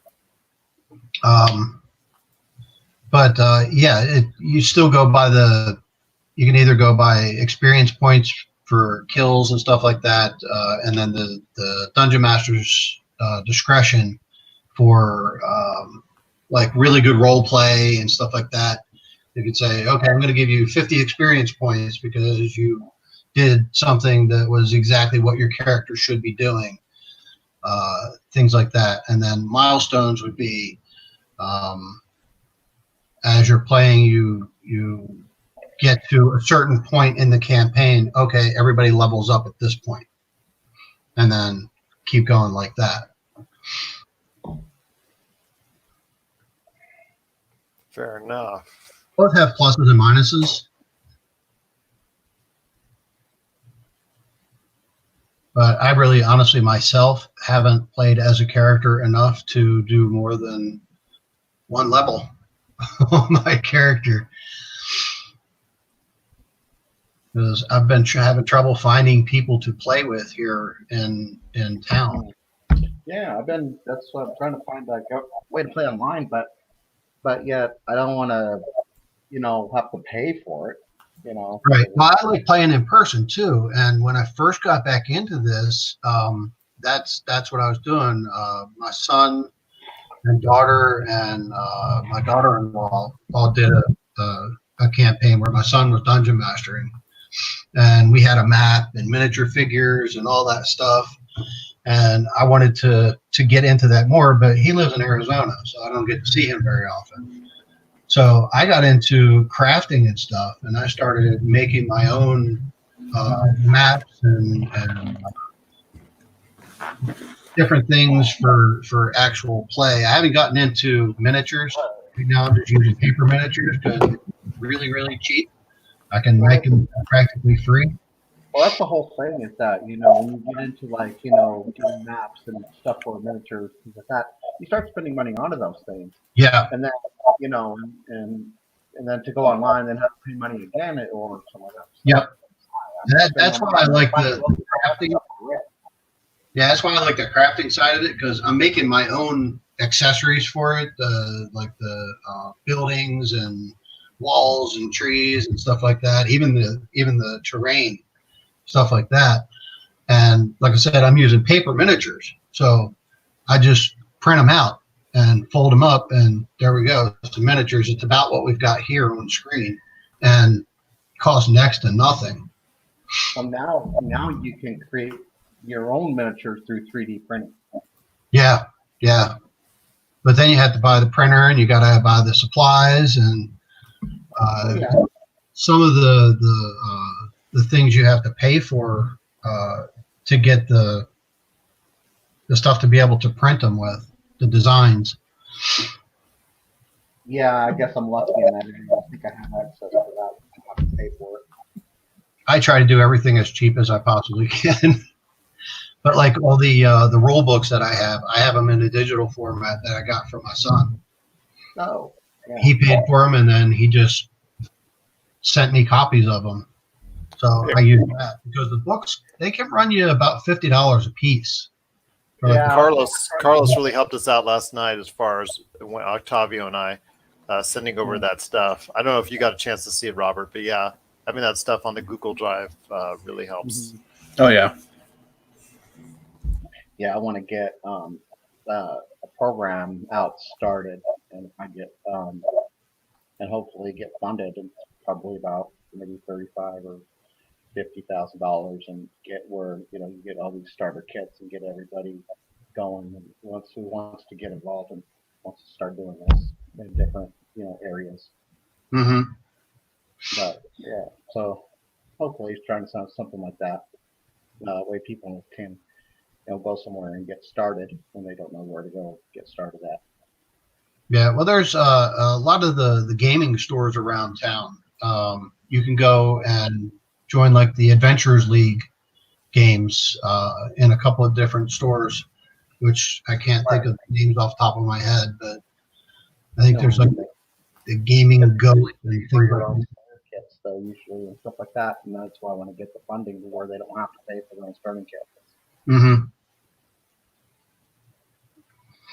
Okay, we ready to get back in? We are ready to get back in. Indeed. Yes. Let's go get shot in the knee. Woo! Sounds like fun. I say enthusiastically. All right. Let me... Oh, hey, I can do that with this stuff too. That's cool. All right, I just learned something new about my side. All right. So we are back here with the dead goblins. Man, they're starting to stink. A stench. Oh my gosh. Yeah, they don't good times alive, so they're really bad now. Rigor's taking effect, or has already taken effect. All right, so we can grab some goblin meat. Well, that doesn't sound very appetizing. Come on, man! I just ate.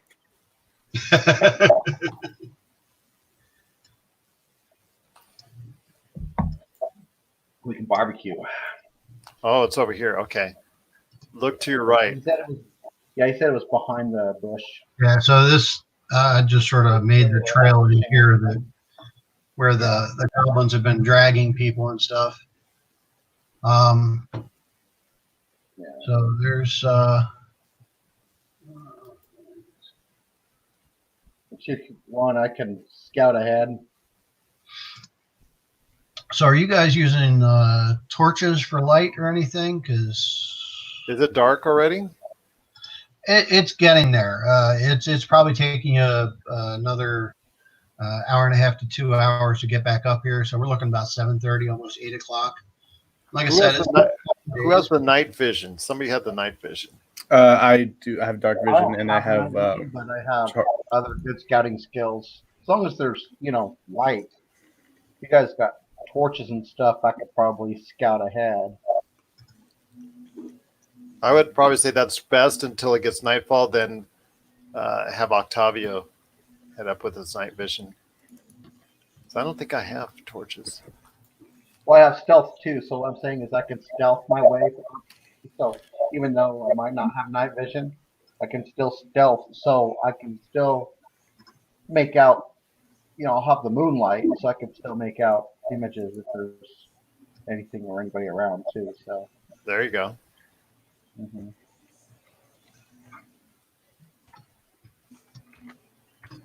All right. Or two people, but yeah. Well, let's do it then. Let's head into All those right. bushes. Let's head down that trail. Let's go into the unknown. all right. So I changed your tokens so that you guys actually have your names on your tokens now. All right, and give me a perception as you're going up that trail there, Mr. Rose. Okay. Maybe. Could figure out which character. Gomineer, catch up with us, man. how do I? I need to move. Oh, is that how? Okay, I did that. My passive perception is better than that. There we go. Right up there with you. Get an 8, but my passive perception is like a 14. So I'm gonna need to. Let's see. There we go. All right, so as you're going up this trail off of the map, because I don't have something prepared for this yet, you are Like, also let me have a stealth check from all of you. So Are stealth you trying to be stealthy? First? no, I am. Yeah, I'm stealthing too. Yes. Okay, so yeah, let me have all of you do a stealth check. All right. Wait a minute.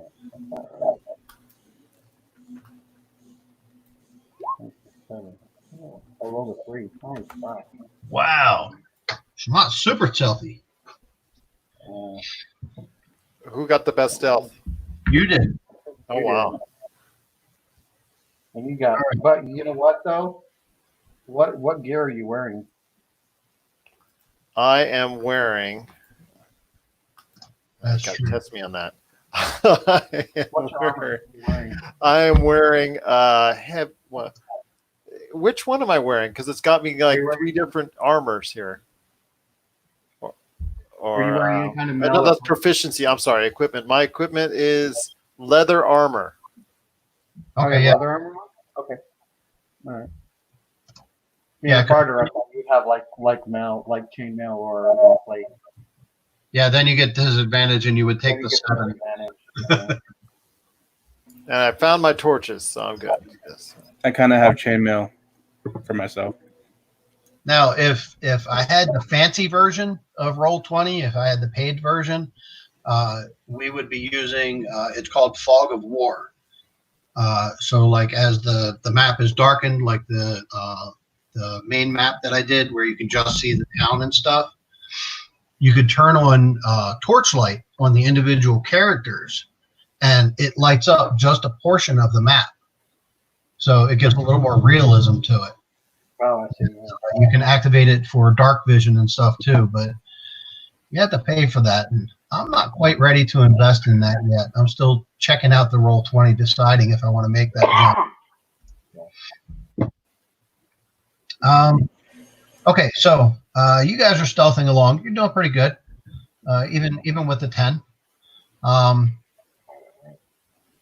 So you hear some rustling in the bushes ahead of you. Let me get rid of these. Does my passive investigation tells me anything? The 14. Yeah, that's how you're hearing the rustling in the bushes there. So let's move you guys back over here, and we're just going to say that these are the bushes that you're approaching.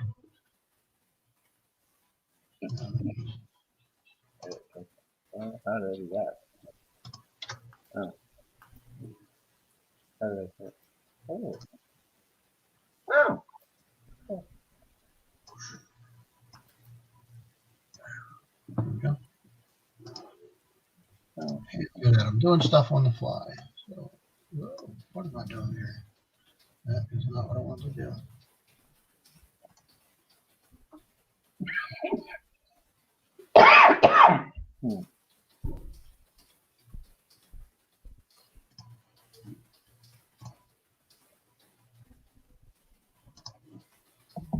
So let's move you guys back over here.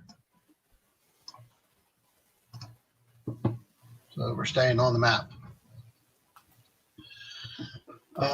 Now, is this the proper marching order that you guys are going in this order? Yeah, I'd say so. Yeah. Okay. So you're approaching these bushes up here, and for the sake of me not taking another 20 minutes to find the trees and stuff to put in, there's trees along the sides of this trail as well. Okay. So up here in these bushes where I'm putting the pings, you're hearing some noise. There you go. That looks like trees. Awesome. Okay, so I do some sign language to my comrades to hold still. And I'm gonna go and I signal there's noise up ahead. I'm gonna stealth around it through the trees. Can I stealth through the trees? You can certainly try. Go around like here, like this. Yep. Can I do that? And then give me another stealth roll. Yeah.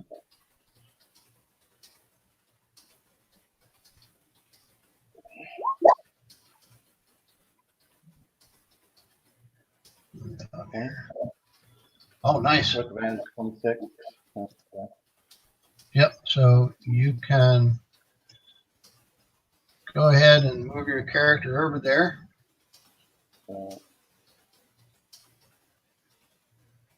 And since we're not in combat, it's free movement. You don't have to limit it. Yeah, I'm kind of like gonna go like down here, like down over here. You know, come up around. Yep. To there. Be like, kind of like check it out. Okay. See what's going on. As you're coming up there, yeah, you notice this guy. He's right there. Oh. You are okay, like. Okay, so I would notice him back here, right? Yes. Like, yeah, you can see him. He hasn't noticed you yet. I'm kind of like in the trees or bushes or whatever you can call it. So he's right there. Okay. Is that all I see is just one? Yep. I don't see any more. Nope, just that one. And yeah, it doesn't look like he is. It doesn't look like he has noticed you guys coming up the trail because you're being nice and stealthy. He's just sort of hanging out there like a sentry. Okay, I'm gonna Okay, so what I want to do is I want to kind of go back about here. I want to move back here. I want to kind of throw like a little, and then kind of back here, and I want to throw like a rock or something. So basically, I'm gonna throw the rock like like over here, Mm-hmm. kind of make a little sound for him to like, or maybe even a little closer, whatever his, maybe a little closer to him, where where it makes him to leave, come down to investigate the sound. Okay. Yeah. And basically lure him away. All right. So you throw your rock. Mm-hmm. It rustles in the leaves. What? Mm-hmm. Who's there? Who's there? Who's? Oh, I better check it out. Oh, And like, so he's gonna come down here. who's there? Yeah, I'm gonna keep doing that. I'm gonna keep luring him away. I'm gonna keep luring him to where he goes. Like he keeps coming back towards me, and I keep moving back towards the group.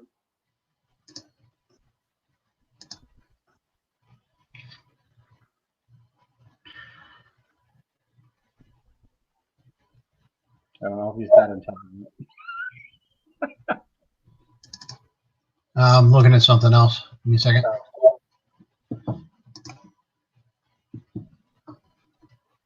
So he is gonna come down here. Who's there? I can knock him out. I want to come over here. I want to come over this way. So I want to keep having him, and then I want to Yeg. lure him like over here and. Is that you, Yeg? Huh? Yeg, is that you? Are you playing tricks on me again? Yeg? Yeah, always the trickster. I'm not falling for it. I'm not falling for it again, Yeg. And he's going to move back up to his post. No. Okay, I might have to knock him out. Come on, Yang. What's up with that, man?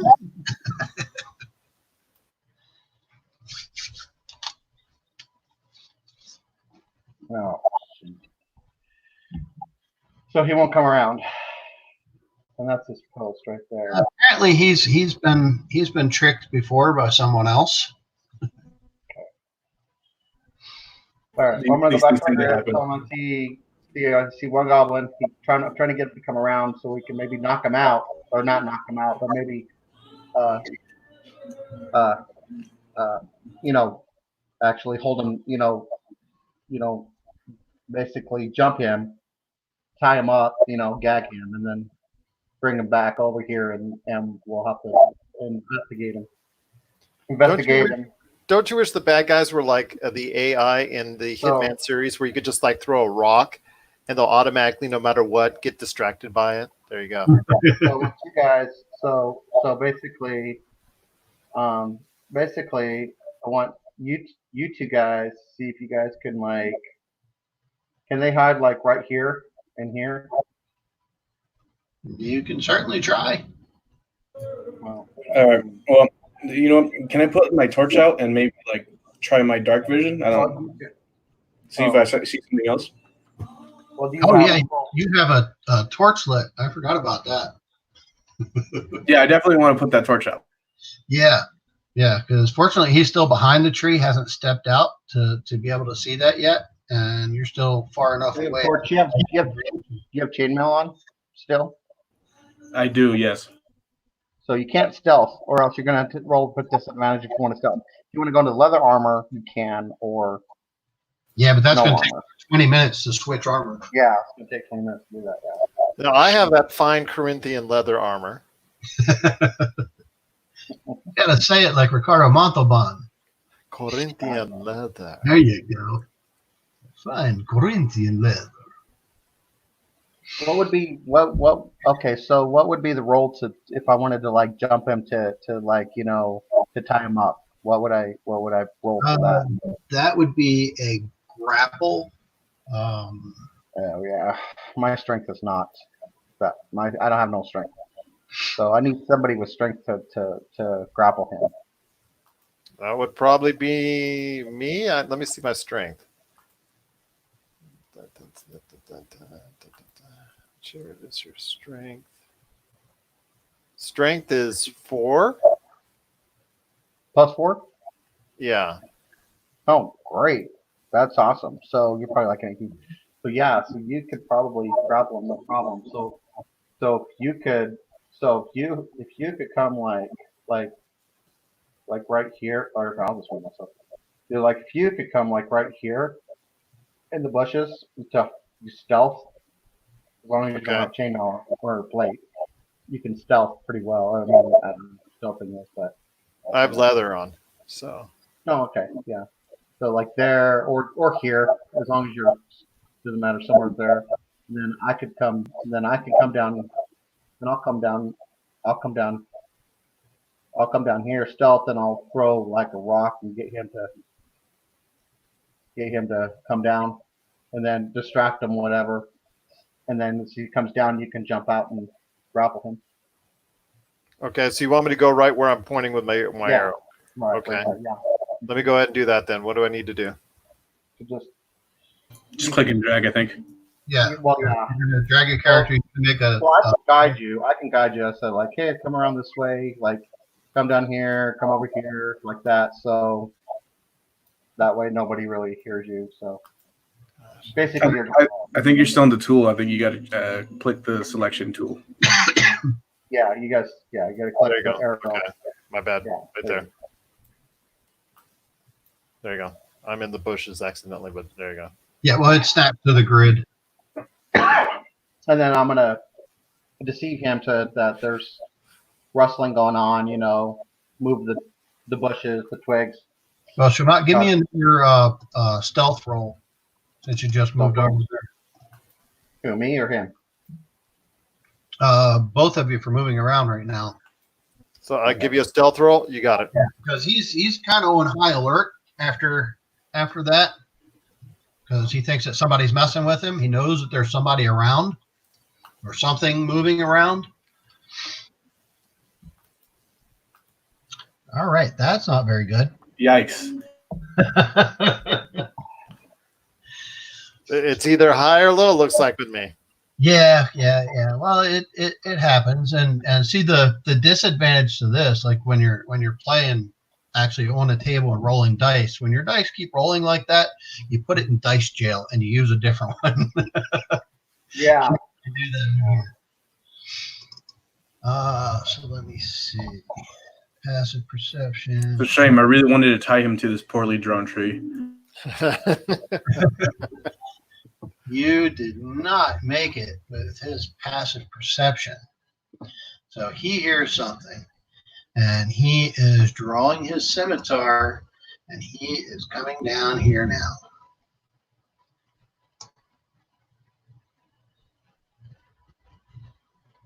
Okay. So he's right there, and he can see you. Hey, yo. Jump him. Let's get him. Jump him. Boom. Can we jump him? You should just try shooting him with your bow. No, I want to jump him. I want to like tie him up. Oh yeah, we gotta find out what he knows. Right. Yeah. So, Shamat, you can give me a strength check. Strength roll. Yes. Can I So do it? you're just going to click on your strength. Where's that at? I'm looking at my. Oh, there it is. Okay, got it. Up in the yeah. I'm gonna do my fancy 17 out of 18. roll with my roll. Not the save. Where your strength score is, where it says has the 2, the big 2. Where you saw your 4. That, Yeah, that's what I just rolled. No, you roll. Oh, the big one on. yeah, that was a saving throw. So you're just doing a strength check here. So you're just gonna click where the big number 2 is on the strength on the right hand side. It's got the 2 and the 1400. Yeah, so I'm clicking on that. Yep, on the word strength. Okay, my word strength. There you go. All right, there you go. I catch on quickly. Not. Yeah, that's how you do a check, and that is a natural 20. That is awesome. So you have grappled this guy. So you are holding him. He doesn't have a chance. I'm not even going to bother rolling for him because I know he's not going to be able to get that. I'm gonna rope him up and gag him. Hey, get off of me! Leave me alone! What are you Nice doing? work, Mr. Rose. Hey, where are No, you I'm- at, Goblin? Are you just watching? I don't want to make a lot of clinky clanky noises with my Yeah, chainmail. he's got chainmail on, so yeah. Yeah, so he's just like silverware in a cup being shaken around as he walks. Basically, I'm pulling out my rope, but basically roping him and gagging him. So, Okay. and then we're gonna take him. Then we're gonna take him back over here, right? You want to take him back here, Sure. away from. Okay. Back over to Back over here or whatever. Sure, that's fine. to the awesome tree. Yeah, sure. We'll take him back behind that tree, whatever. Sure. Behind that tree. Behind that tree. All right, you have a goblin behind a tree now. Great. Time to do some interrogation. There's another joke in there somewhere. I drew the ropes. All right. All right. So, what are you doing? He is not a happy camper. Oh, I know he's not happy. We're gonna interrogate him. Tell us what he knows. Tell us what's going on over here. Start slapping him around a little bit. Just, try and get that info. No, he'd like that too much. I think we might have to. I have pretty decent intimidation. I could try that. Yeah, I was going to say, whoever has the best intimidation, go ahead and give me a roll for that. Yeah, that might be. Let me see what mine is. That would not be me. Now I'm a 0. I'm a negative. I don't know how you be a negative. I got a natural 20. Awesome. So Well much for that. done. Don't even have to do that. Yeah. Nice. Yeah. Good job. Oh, you got a +3. Wow. Gomineer the Intimidator. There you go. Oh, your charisma's nice. I'm shy, but I'm also angry. All right. Okay, so what do you want to know? Don't hurt me. Well, you just kind of kind of drag somebody earlier. I just want to know if it's my cousin. What was his name? Rock. Gundren? This gentleman, yeah. Well, you see, Clark got a message from King Grawl a couple of days ago, and he said somebody named the Black Spider is paying the Cragmaws to watch out for Gundren Rockseeker to capture him and send anything he was carrying back to King Grawl. Clark follows orders from King Grawl. So, yeah, they took that little guy along with everything. I already don't like King Grawl. I got shot because of him. Okay, so ask him so can we ask him the layout of his camp where King Paul could be found and all that? And where's the loot? Where's the loot? The loot. I don't know. It's We're got to be gonna know loot the somewhere. layout of where King Grawl is at. King Grawl is in the Neverwinter Wood. He's at Cragmaw Castle. That's not here. Clark is in charge here. Clark's a bugbear. He's right up the trail here. He doesn't want me to tell you that. Crap, I shouldn't have said that. Why am I saying this? Because I'm scary. Ooh. Yes, you are. You are.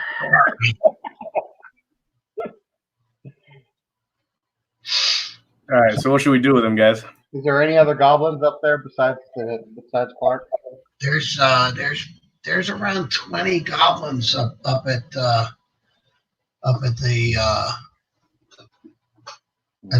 hideout. And is that where they're holding the person? No, Dragged up the Gundren was taken to Cragmaw Castle to King Grawl.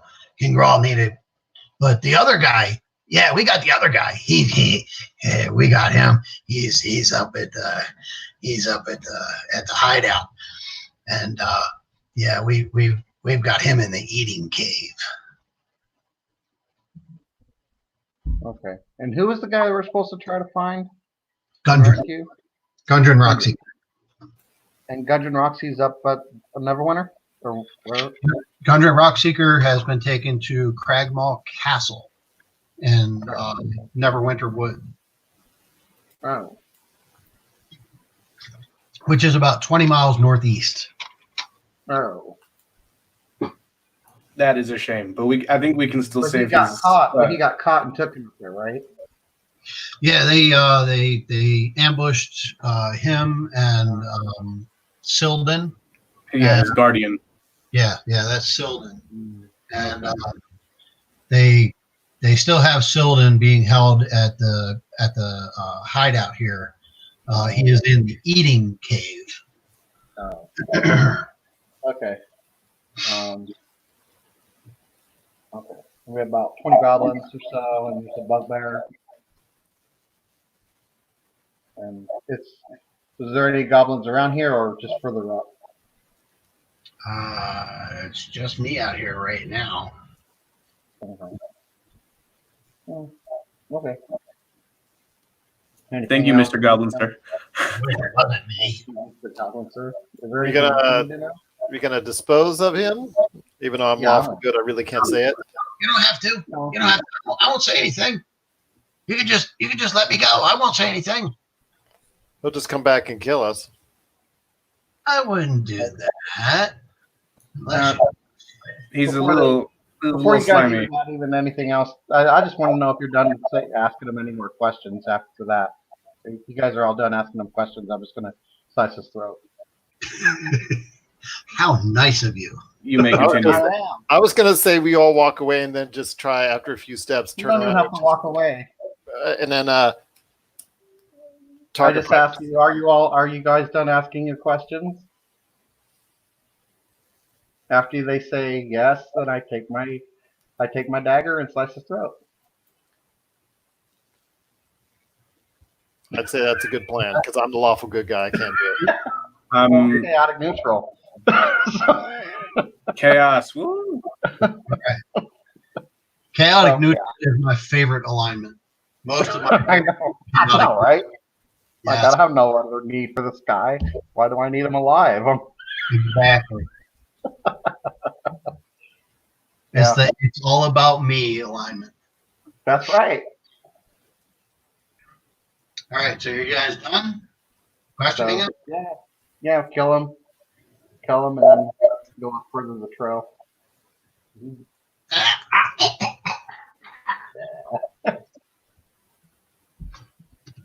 He's dead. You've got a dead goblin tied to a tree. We got what, huh? A dead goblin tied to a tree. Go team. Oh, I suppose I could untie him and take my rope back. So yeah, he's not tied up anymore. Good idea. Another dead goblin laying around. Exactly. It's becoming a little more of a trend than I'd like it to be. Yeah. Okay. While you guys are getting set up there, I gotta excuse me just for 1 minute. I'll be right back. So, to make it feel like you guys are actually accomplishing something other than putting X's on tokens, I can give you your experience for what you have so far. Yes. If you want to put that on your sheet, you each get 100 experience points. Woohoo! That's what I like to hear. That is 1/3 of the way to level 2. Yes.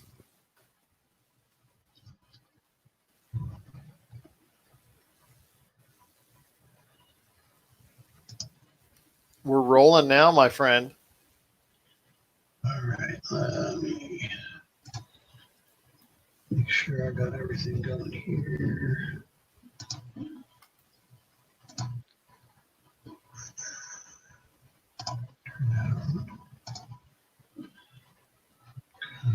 So where are we headed to next, guys? Real quick, where do I add the experience to? On your character sheet. You want to take a look at when you click on your character sheet. Just go to the top right. You know where your name is. You know, on that top level name, and then goes your class and level, background, race, alignment. Oh, experience points. Yeah, I see it right there. Yeah, okay. So where are we headed next? Are you going to go to the hideout, or are you going to go How many goblins did he say there were over there? about 20? Yeah.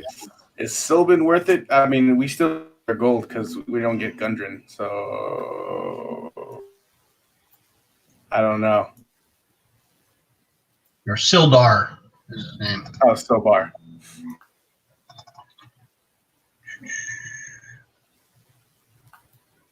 All right. Let me see if I can give you a little foreshadowing on whether it might be worth it for Sildar.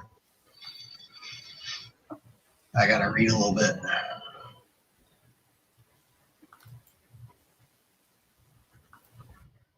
We'd have to really, really strategize that out. There's a whole 20. We barely handled 3. Yes.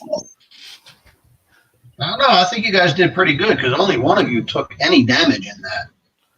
Yeah, but against 20, I don't. They're spread out. It's not 20 all at once. Not like a big 20 ambush. I can tell you that much. In that case, I think we could, with our stealth abilities, we might be able to do it, maybe. And if you get Sildar, he can help you as you're going through. Once you save him, his Sildar is a fighter.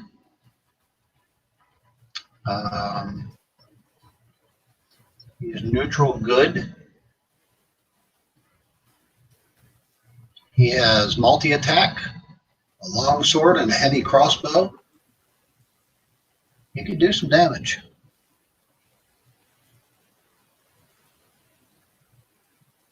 He might be looking into, I think.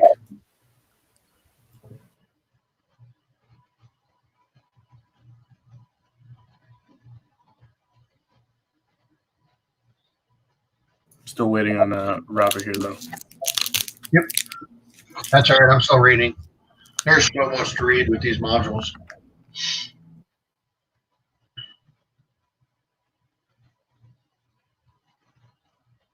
And I am a little bit familiar with this one because, like I said, a lot of the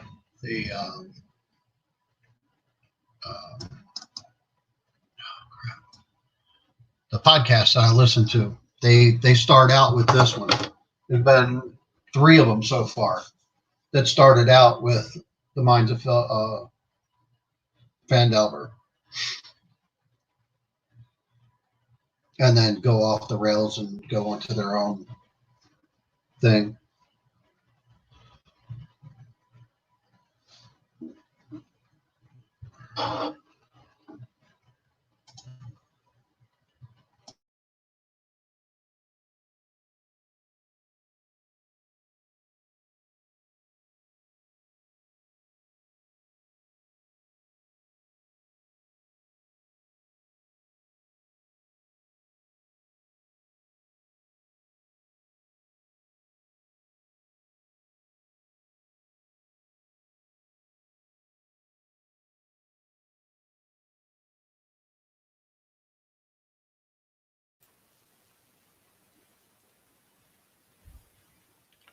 Well, Octavio, this is your first time in. How's it going for you? How you feeling? I am loving it. Actually, I really am. Well, that's good to hear. That's good to hear. We're building a fun little world, and I don't know, the possibilities of what we can do just whenever is pretty fun. I'm enjoying it as well. I'm having a good time. So appreciate again, Roger, and also Robert, both of you joining us. Roger for setting up the game at the last minute. Cannot thank you enough for doing so. Sure. One last thing before we continue. How much longer do you guys want to go for part 1? Oh, I can keep going. How much longer? What? I can go until about 6:30, and then I gotta get a little bit of sleep before work. I know we're supposed to go to some our relatives. I don't know when. I don't know if it's gonna be another. But I can find out. And see.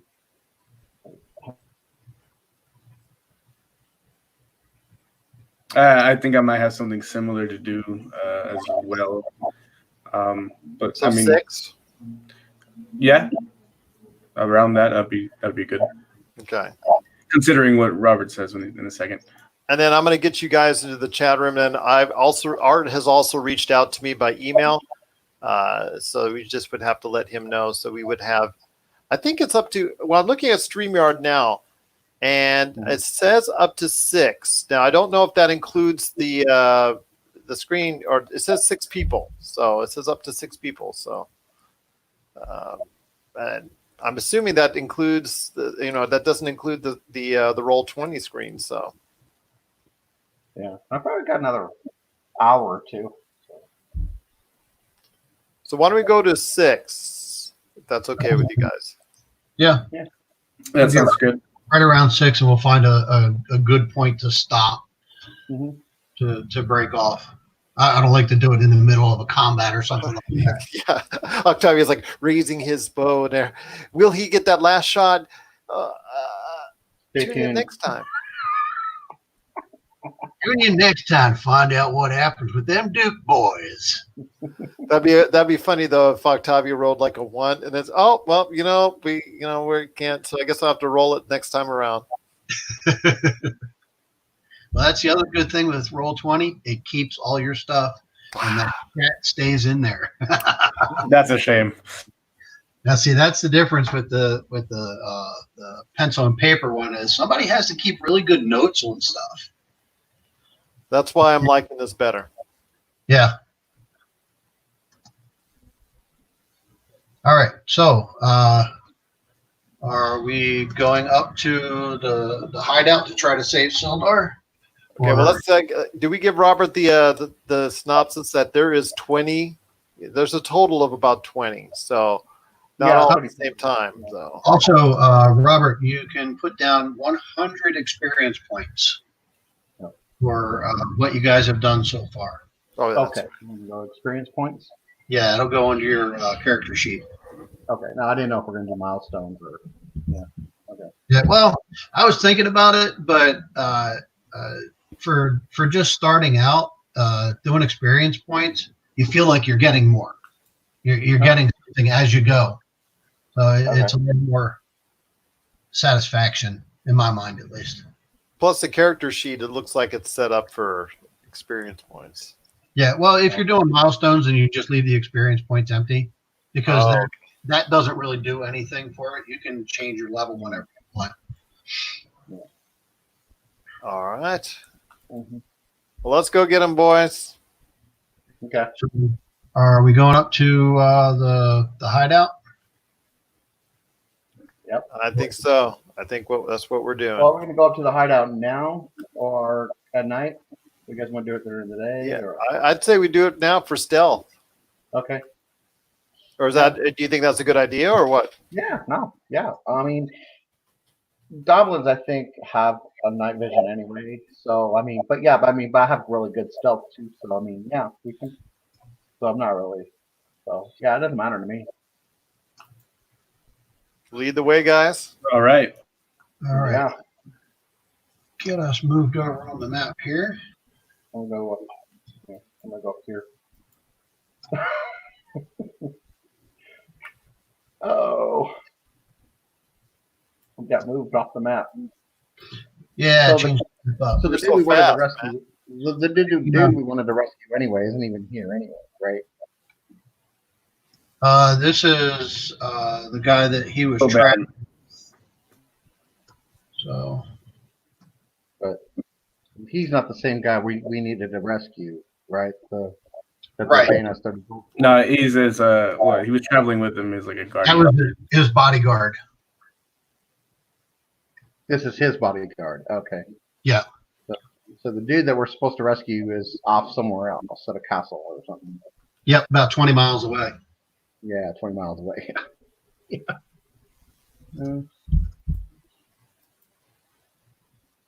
All right. So you guys are down here, and it is dark, so It is dark. you can't really see much. And we're using the fog of war option on the Roll20 now.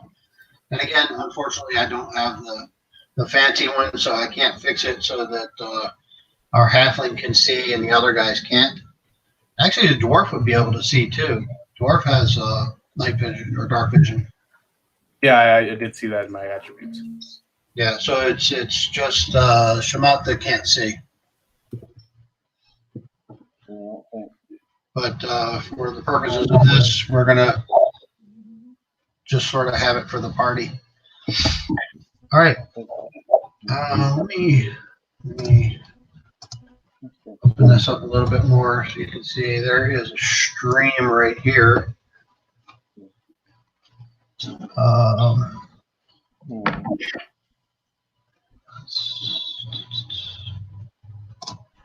Hey, look at that. There we go. Now I got some more information that I needed and didn't have. All right, so following the goblin's trail, you come across a large cave. You can get out a little bit because there's some moonlight, so it's a little bit of light. The cave is give you a little bit more here.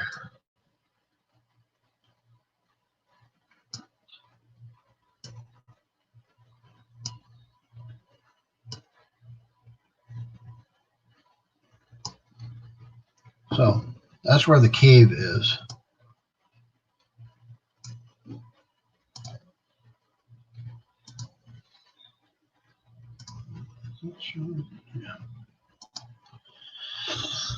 So you come across a large cave in a hillside about 5 miles from the scene of the ambush. So you've been traveling for about 45 minutes to an hour or so, maybe an hour and a half because you're going slow with stealthing.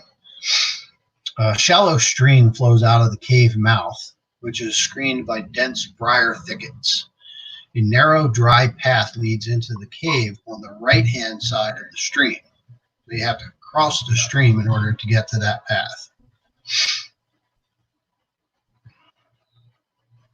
I think we should maybe follow the stream upward first and then cross. See if we can see anything from across the river. Okay.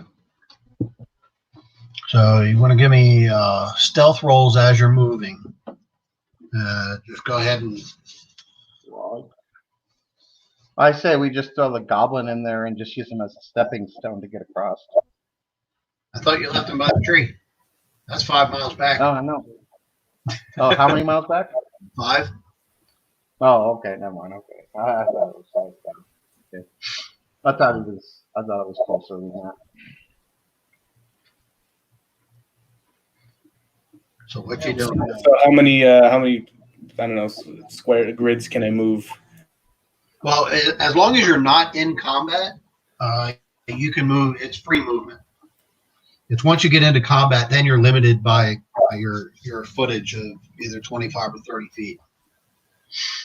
But just make sure that you give me stealth rolls as you're going. And yeah, Go in here. Bad. That was a bad move. What? So stealth. Okay, let me see what we do on stealth. Let's see how we do.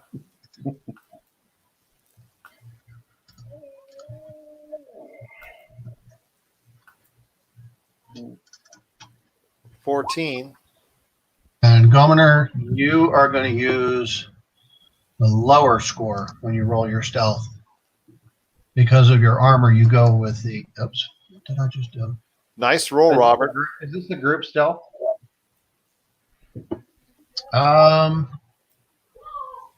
Yeah, we could do it that way, but I'm still going to be using the disadvantage roll for Gomer. Okay.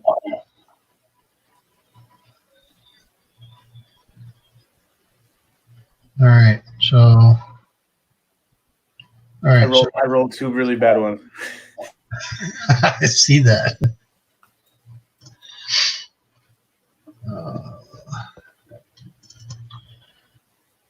Let's see what we got going on here.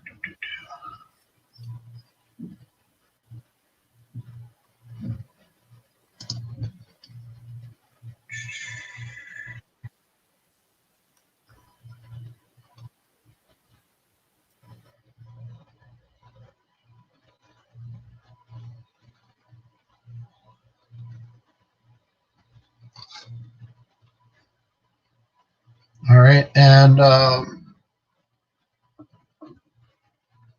let me have a perception check from somebody. Anybody, everybody. Man, it is not my night. Do you want it from everybody? Yeah, you can all as you're going, because everybody's going to be on high alert. Because you already know that there are goblins here. Oh, that's awesome. Okay, so Shema, as you're working your way up there slowly and stealthily, you notice across the river, you see the top of a goblin's head peeking up over the briars. Ooh. So there's a goblin over there behind that bush. Let me give a little show you what we're dealing with here. There you go. So you can see that guy, just like the top of his head over the bush. And he's not paying attention. It looks like he's sitting over there talking to somebody.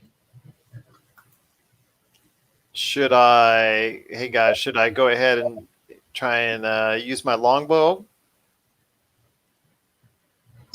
What did you say it looks like he was doing? Like, we don't know, but It looks like he's facing the other direction and like having a conversation.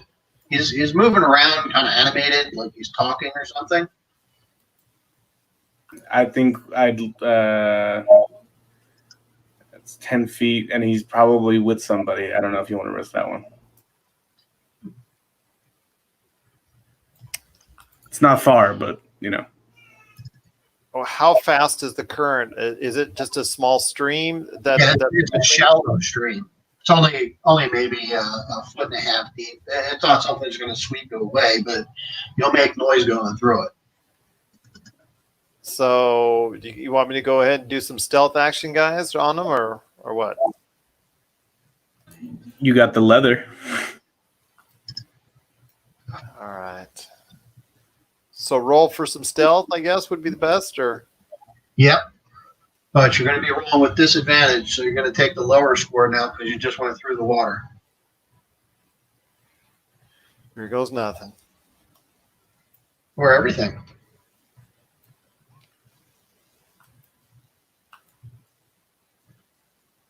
Well, Oh boy. That is a match on his perception, on his passive perception. So he noticed you going through that water. Hey, who's there?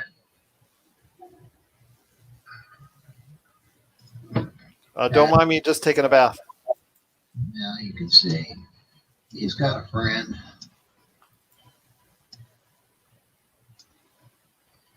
Is there any way that I can kind of like traverse backwards and maybe go around through the bushes?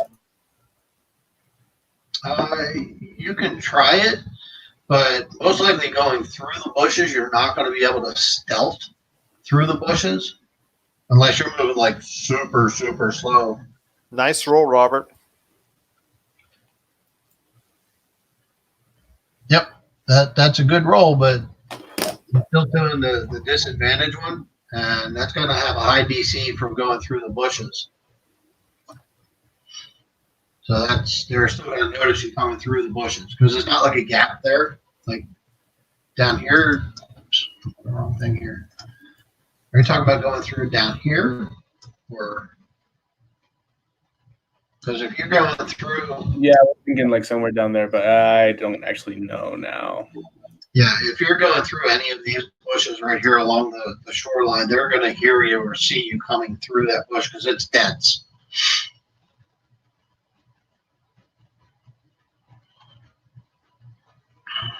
It might just be up to you guys. I can't really do much in this situation. So did you move back across the water now, or are you staying where you were? Shema.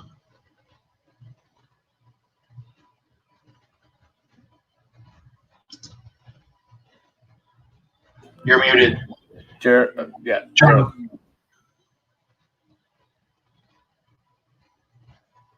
Gerald, you're muted. I'm going to go ahead and say that I'm going to stand back and I'm going to go ahead and hit him with the longbow next time I'm able to.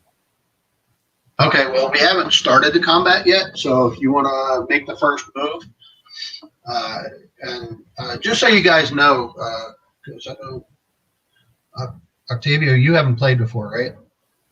I just want to make sure I know who's. No, I have not. Okay, so when we're in combat, each round of combat is 6 seconds of time, just so you have an idea. And during the combat, even though we're taking turns, it's like everything's happening in the same 6 seconds. So it's all happening kind of at once, just to give you sort of more of a good mental idea of how things are happening. And until we're in combat, you don't have those restrictions. So it's not a surprise round, but if you want to make the first move, since you got over there, you saw him first and you got over there, Shamat, you can make the first move. I think I'm going to go ahead and try it with the longbow. Okay. Which I should have done the first time. Which one are you going to attack? The one in front of me. The one that's 10 feet away. That guy? The one I'm Robert, I'm assuming you're going to go ahead and after him down here, correct? Well, I'm gonna wait for him to see what they. Well, I don't think I can see them because okay. I don't have. Well, I'm going to draw him out then. I'll draw him out. Let me go ahead and hit him with I can't see them because I don't have dark vision. We'll go ahead and hit the longbow right now. Here we go. You just inform that there's goblins over there. Well, that definitely hits. Nice shot. Go ahead and get the damage.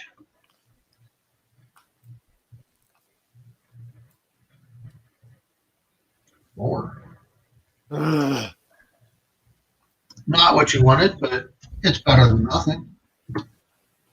Is hurt. And maybe he still won't suspect a thing, though.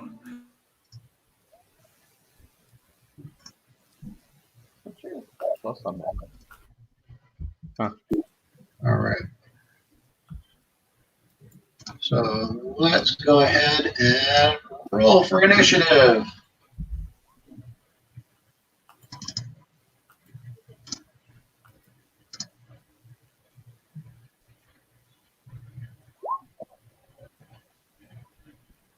That went pretty well for me. Where did we roll for initiative? I forgot. On your character sheet where it says initiative. Towards the top in the middle, above your current hit points. Oh, there it is. My bad.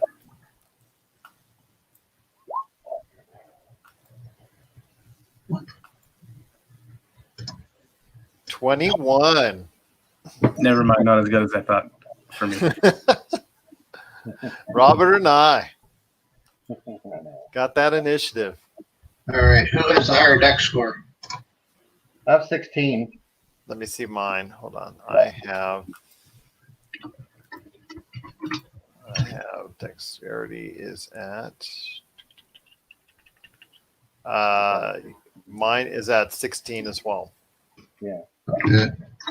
So we do both have a +3. Well, then you guys can just decide who wants to go first. You can go first. You can go first.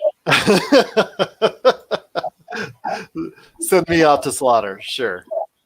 Yeah. That's what I'm doing.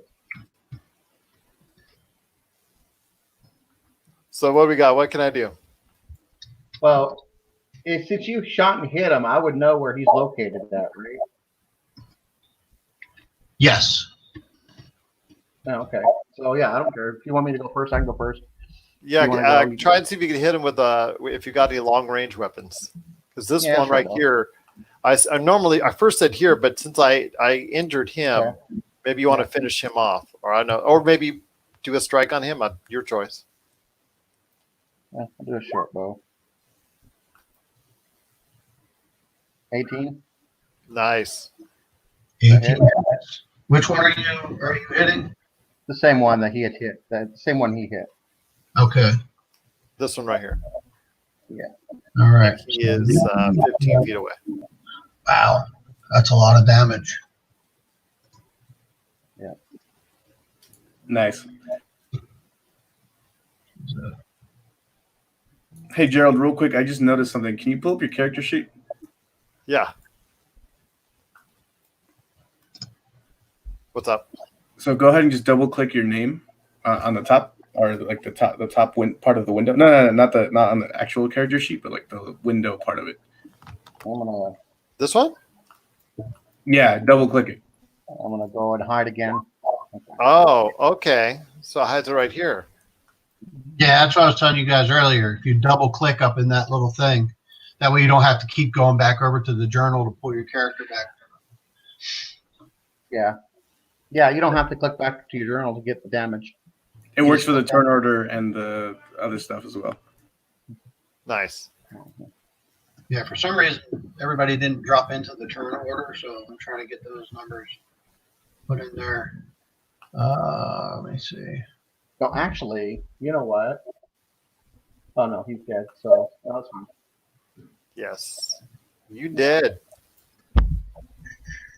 He's dead, and I re-rolled my stealth. Or hide.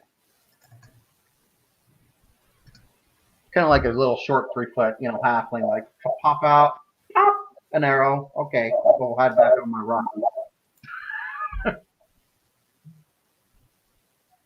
All right, so I am still getting confused on who is who with the character names here. Oh, I'm Mr. Rhodes, Robert G. You know what? I can't remember his name.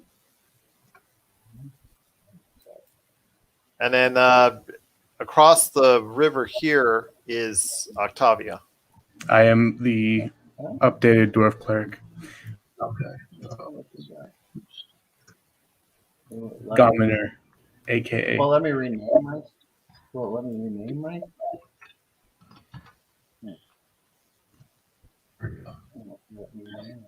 Yeah, so when you click on your character, There we go. I got it. on your token, and it pulls up your little circles. If you go to the gear one, the settings, it shows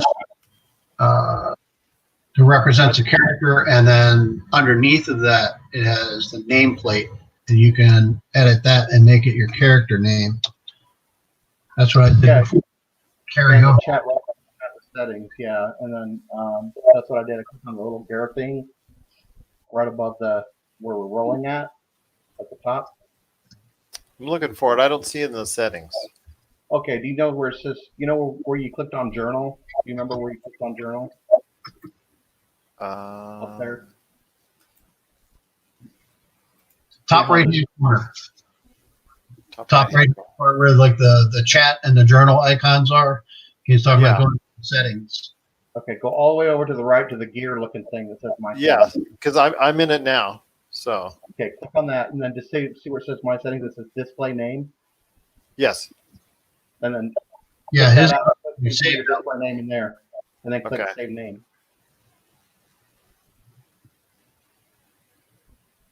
So what if I did that? Yeah, his Gerald already had his that way, and that's why it's showing up in the chat as Shamat.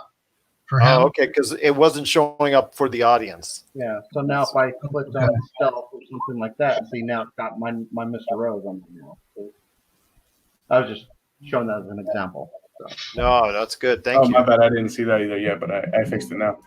And then it shows you down below. So now Yeah, I see at the very bottom, if you Gomaner, Kane, Shamat Khan, and Roger. I mean, Mr. Rose. Yeah, There at we the go. bottom. There you go. All right. and So there's one more we need to kill. So let's go kill a goblin. all right, so let me get these initiatives in here.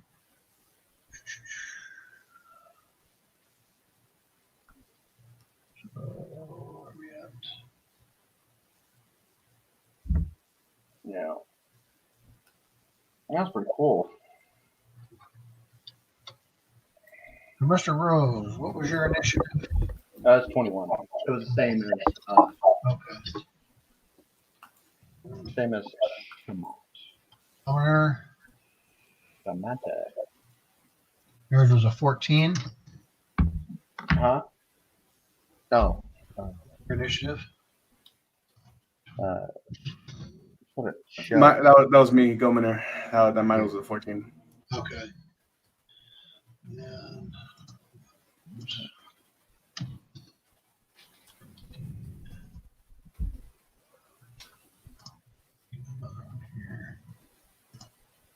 wow.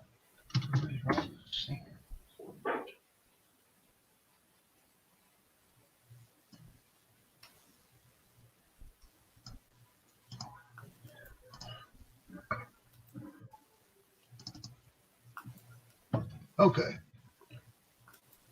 All right. So, Shamat, you already went, right? Yes. No, I did. Oh, you did? Okay. I Yeah. thought about. I'm Mr. Rose. I did. I went and killed the goblin. Okay. So now it's Shamat's turn. Now it's Shamat's turn, right? Okay. Why not commoners? Oh, because he didn't Well, on his you initiative. did the surprise. You did the You got a surprise 14 attack. initiative. So you got to attack before anybody else because you did the surprise attack. You saw the Okay, goblin. so I'm gonna go ahead and I'll take a pot shot at Mr. Dude over here, and go another shot with my longbow. Hopefully, it'll work out better this time. That's okay. All right. So I'm gonna aim Now, my. you are, yeah. Okay, yeah, you're going to miss the bushes there, so you can make that with just a regular shot. Okay, sweet. That's what I was like hoping he would say that. Okay, come on. There you go. Shoot through the bushes. Here goes Trying- nothing.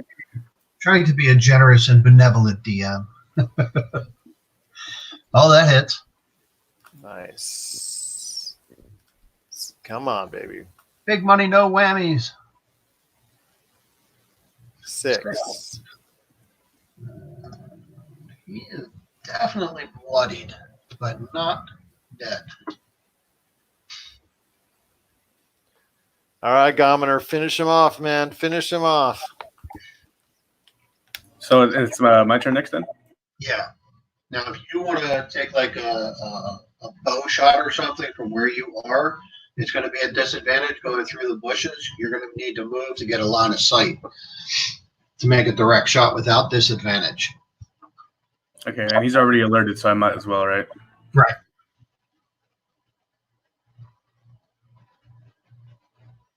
Is there any chance I can cross the river in doing so? Sure. Yeah, the river's only, like I said, it's only about a foot to a foot and a half. It's a stream, basically.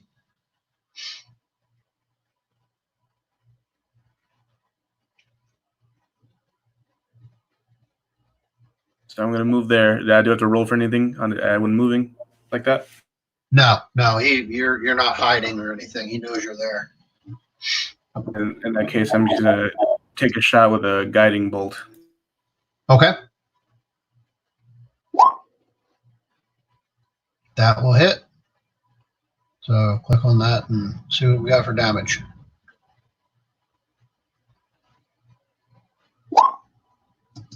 He's dead. Whoopee! He only had 1 hit point left, so he was going to be dead no matter what if you hit. All right, so you killed these two. All right. 2 down, 18 to go. All right.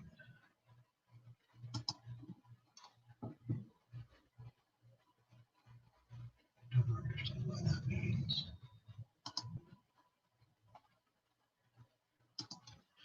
Okay, so from here, you are going to be able to see into the cave a little bit.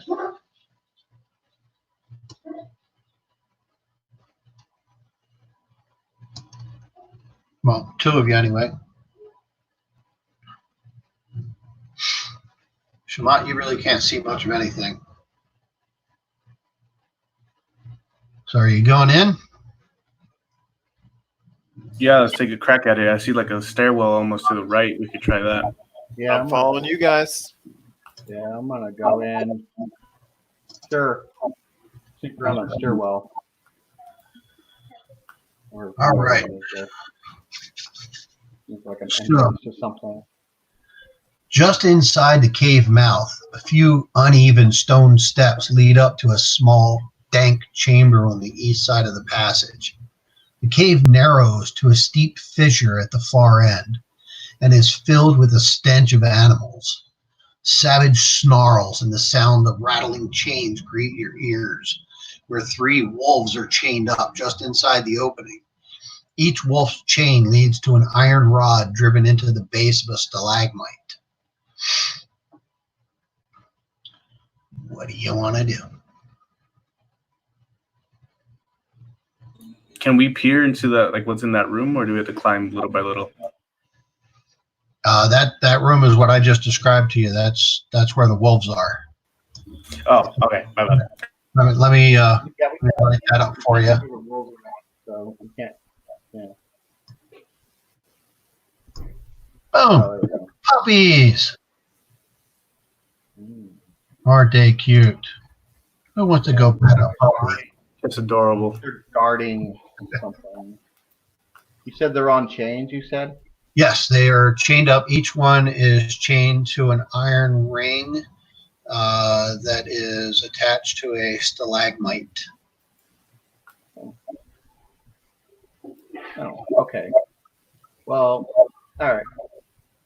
I'm going to go back here. I'm going to chop up this goblin into pieces. And I'm going to drag his bloody corpse up this way, over that way, back again, up here. I'm going to drop off pieces of him here, here, here, here, here, but here up till where they can't, up to where they can't reach us, Uh, drop off pieces of goblin all the way, basically like here, here, here, here, all that. And then I'm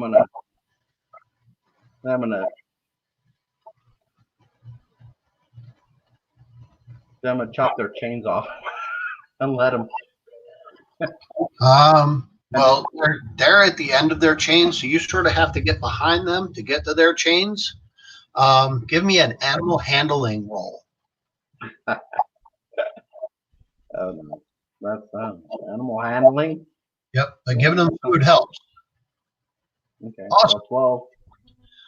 So yeah, so the DC on that was 10. So you made that. Okay. You wouldn't have made it if you hadn't given them food. You wouldn't have made that. They would be attacking you right now. Oh yeah. Good puppies. Good Yeah, puppies. I'm giving them goblin food. Oh, they don't care. They're wolves. They eat. They eat anything. Yeah. All right. Want them to follow the scent of the blood and eat body parts all the way out till they're gone. Okay. Or whatever. Yeah. So do they attack any of us or just him? No, they are interested in the food now. So they are going to follow your trail of carnage that you left going out here, and you set them free. So now they're outside. Obviously, they were not being kept well, so they're not interested in coming back to get you guys. They're not they're not loyal to the goblins. Very good. Very All nice right. going, Robert. Nice playing. Yeah. Feed the puppies. Whoa, okay. I didn't know if that was gonna work. I was just like, man, I hope this pays off. No, I was just ready to shoot them with my longbow. That is actually exactly the right thing to do for that. It's in the instructions here that if somebody Oh, is does it really? that, that it'll work out. No way. That was perfect. Peter liked that move. Wow. All right. Well, no, I remember. Yeah, well, you know. Yeah. So, I mean, it's one thing to remember in this is that combat is not always the answer. Sometimes you can talk your way through it or come up with a different solution to problems. So the fissure that you're looking at, that they were tied up near, it's a narrow opening in the east wall, leads to a natural chimney that climbs 30 feet. At the base of it is rubbish that's been discarded through the opening above. So are you guys going to try to climb through that? Or are you going to go back out and go up the trail more? I don't know. Climb through what? So far, I can't see anything on my screen. I say I'm going to go ahead and let's climb through it because going up the trail could just lead us into more Through goblins. this? Through here? Little Yeah. pathway? I don't know. You're going to have to make a check to be able to climb through that because it's about 30 feet up. A check for Passageway here, which 30 feet check? up? Like, right, It's going to be an athletics check. this through here is 30 feet high? Real quick, guys, I'm gonna go refill my water just before we move to the next thing. But it should take 2 seconds. I'll be right back. Oh, is it too thin for us to go through? No, you can fit through. It's thin. You have to go through one at a time, but you have to make an athletics check to see if you can climb up because it's loose rubble. There's whatever is at the top of that has been throwing trash down there and stuff like that. That's how they feed their wolves. They throw their garbage down there. It's like a garbage chute. And Well, the wolf- I rolled a 20, so 20 will work. And I anchor a rope to him. Okay, so roll with advantage.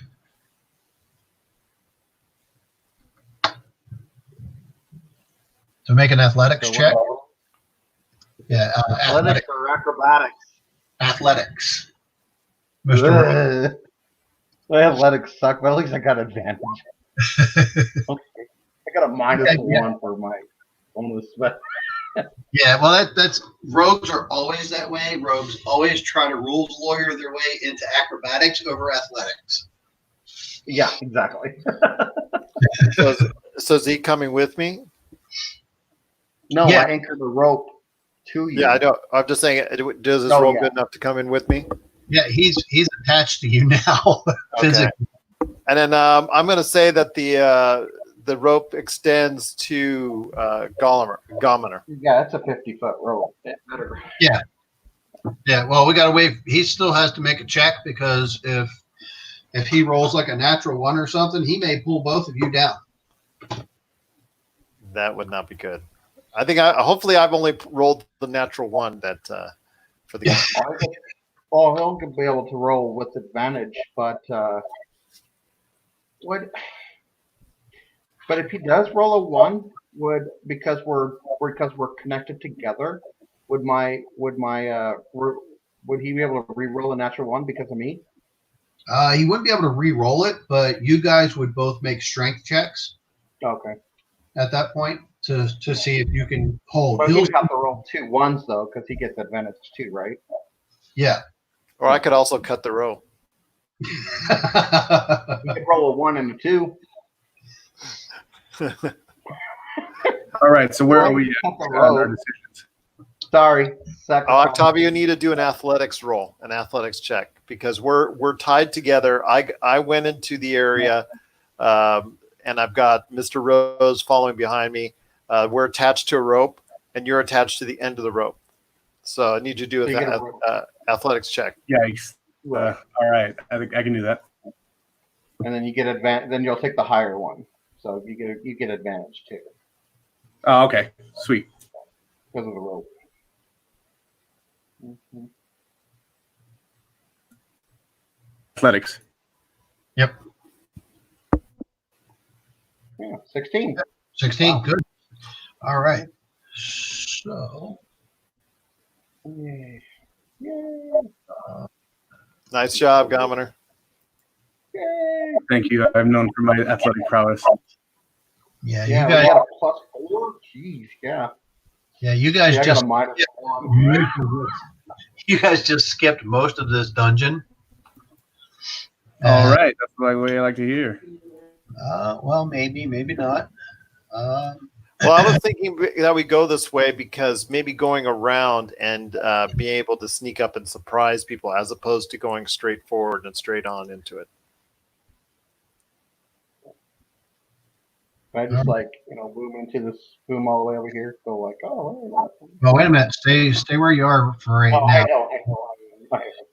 Go into the darkness, I have Mr. no Rose. idea. Go into the darkness. So, I have the flavor text for you here. Oh boy. Uh-oh. Before I show you what's in the room, I'm going to give you a little description. Sacks and crates of looted provisions are piled up in the south end of this large cave. Nice. The floor slopes toward a narrow opening that descends into darkness. That's where you are. A larger opening leads north down a set of natural stone steps, the roar of falling water echoing from behind. In the middle of the cavern, the coals of a large fire smolder. So, before you jump out, give me a stealth roll. Everybody roll for stealth.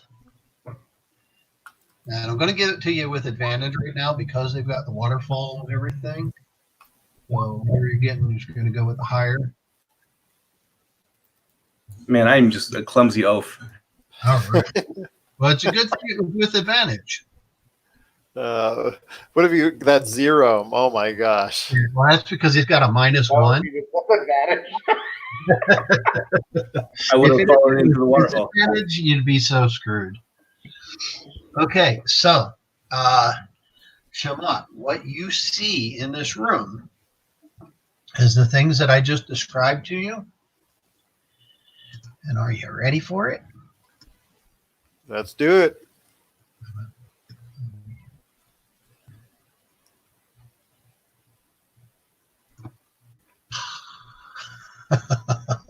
And is retreat a possibility? Yes, it is because you have not been seen yet. So what you see are 2 goblin guards and Clark, the bugbear, who is whoops, thing here. Too much stuff to click. So you heard the other goblin talk about Clark. He is Clark is the leader of the Cragmaw goblins. Hey, I got an idea real quick. If I were to go ahead and take, how should I say this? Pot shots at these guys from here, they would all get alerted and running up to me, but they would have to go up through this to see and get us, correct? Wait a minute. What was that?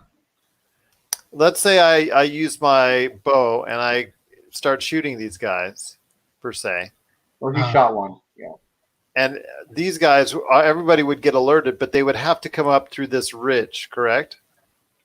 Right. Well, you're climbing up, so you're on the lower spot there, and you're only going to be able to get 1 shot off. But yeah, it's a funnel there basically. So what we could do, guys, is if they all get alerted, we could all back up into here and just pick them off one at a time. Is there a way I can, if he does that before he does that, like, could I stealth? Because I can go through him because he's a larger creature anyway. Could I go like stealth like over here. You can try. I mean, this is a stalagmite. Yeah. On the board. Yeah. So is the, Ask real quick, how does my sacred flame work? Yeah, so I could like stealth over. Would I stealth over would I stealth behind the rock, like over here or up here? Would that be all right?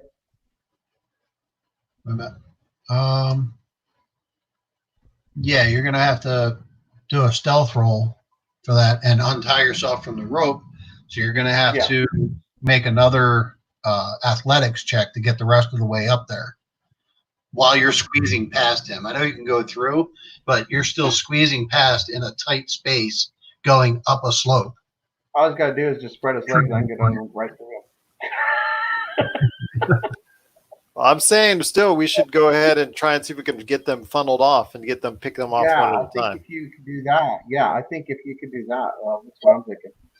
We all have projectiles, right? If you can get them your way, because then we could all set up right here, right along here, and then as they come through, so would that work? Yeah. Because they have to they have to still climb up here in order to get 5 feet in order to get to us. Well, that's true, but we'll still have to make we'll still have to make an athletic checks to go back down the other way, right? Well, none of us are down. I mean, we could just be right here. No. I'm asking the. Yeah, you're right now. Yeah, where you are, Shamat, you are about 28 feet above the level of the floor where you started out there. You're 28 feet. Oh, okay. Because it says. I'm sorry. Well, if you you could shoot him, but then to go back down, we still have to make an athletic check to go back down. Oh, okay. Yeah, to But make sure if it's 28 feet, here, then they probably will not be able to climb that. But I can try to just shoot my longbow and pick them off. Right. They probably didn't come into this room through there. No. They'll probably. No, you can see that there's a doorway over here. Right there. Yeah, exactly. So we could go through here still if you want, or we can go around, try to find this doorway, which I have no idea how. Or I can get set up in combat position over here, stealth, and then you can pick. You want to still take your shot? Yeah, they can't reach you because I'm at an elevated position, so I'm a harder shot to get. So they might have bow and arrows too. They might. I don't know. I'm gonna probably say I'm gonna stay elevated here and take shots at them. You guys want to set up along here?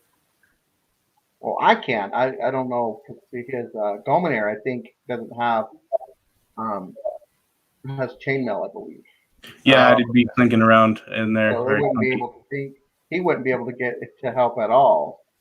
But because of the stone thing right here,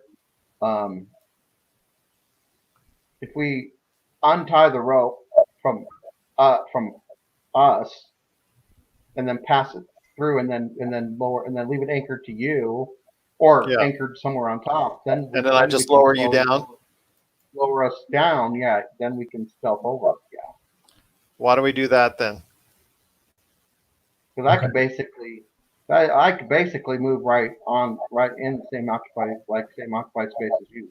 Can you guys hide behind the stalactites right here on the sides, and then they just Yeah, I'll just end up over here. Yeah, you can use those for cover. If you're climbing up in there, even during the combat, you can use those stalagmites as cover. Yeah. So the way cover works, it goes by quarters basically. It's 25, 50, 75, and 100% cover. So if you're at like a 50% cover, it adds like 5 to your armor class. So they can still try to attack you, but your armor class goes up by 5. If you're at 75% cover, I think it goes up by like 8. So why don't we go ahead and do that? Yeah. And to answer your question, Governor, for your Sacred Flame, that is not a spell attack roll. So you would cast that. You can cast that on up to 2 creatures within range, and your range, I believe, on that is 30 feet. And they have to make a saving throw against your spell save DC, which is on the spell sheet or spell page of your character sheet. So, let's see. Okay, let me take a look at that. That's a your tough spell shot, page 30 is feet. You would, 13. the 2 goblins in front are 20 to 25 feet in front of you, roughly. But you don't. All you have to do is be able to be in line of sight of them. It's not an attack. You don't have to make an attack roll for that. You cast it, and they roll to save against it. So first we have to roll for athletics, right? Because we're gonna get lowered down into by the rope. So first we got to roll for athletics to get down, right? Well, you're going up. Where you were with the wolves, that's the lower end of this. You're climbing up into their cave. Oh, we're climbing up. Yes. We thought we were looking down upon them. No, Yeah. no, you're going up 30 feet. That changes the whole perspective. Oh, Yeah. I see. We're going up 30 feet. Okay. So, so we're just now even with the floor then. Okay. Yes. Oh, okay. So yeah. So I'll just roll for stealth then. Yeah. Okay. Yeah, 26. Nice. They definitely don't see you. So what do you want to do, Gominer? So it looks like my range on my spell is 60 feet. Oh, At least yeah, that's- 60 feet. But it has to be in line. You can You have to be line of sight. Yeah, so you have to be able to see the creature. So you're going to have to come up to the top of that slope where you are. Did I make it? I did when I rolled. Did I make it? Did you do your? Yeah, you did your athletics roll. Oh, your stealth? You mean? Did you do a stealth? You talking about stealth? Shimon?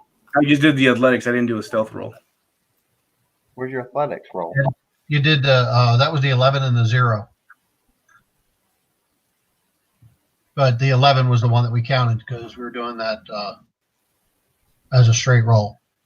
Oh, actually, no, I did that as a stealth roll. Whoops. Okay, yeah. So that was Yeah. Yeah, you had the athletics with advantage. Not roll the 21 for stealth. So yeah, in order to get up to that level, you're going to have to do another bit of stealth. And since you're not using a weapon, you don't have to be able to be up there to where you can move around Shamat. You just have to be able to peek around him. Okay. You could even just like kind of stick your head between his legs. As long as you can see them, you can cast the spell. Go for it, Gominer. And then just let me know which 2 you're casting on because they have to make saving throws. all right. So what am I rolling for right now then? You don't have to roll for anything. You just tell me which 2 you're attacking.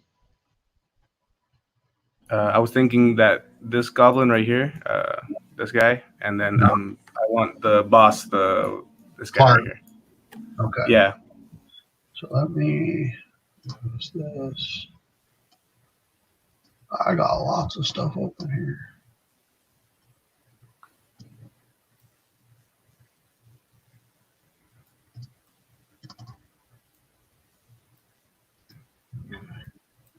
So that one.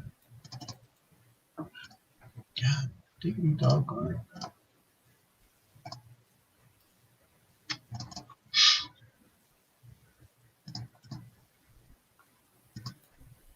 All right. And what are they saving on this one? On your spell, it should say they have to save against like Constitution or Wisdom. Or, I think it's Constitution. Oh, it's Constitution. What are you casting? Sacred Flame.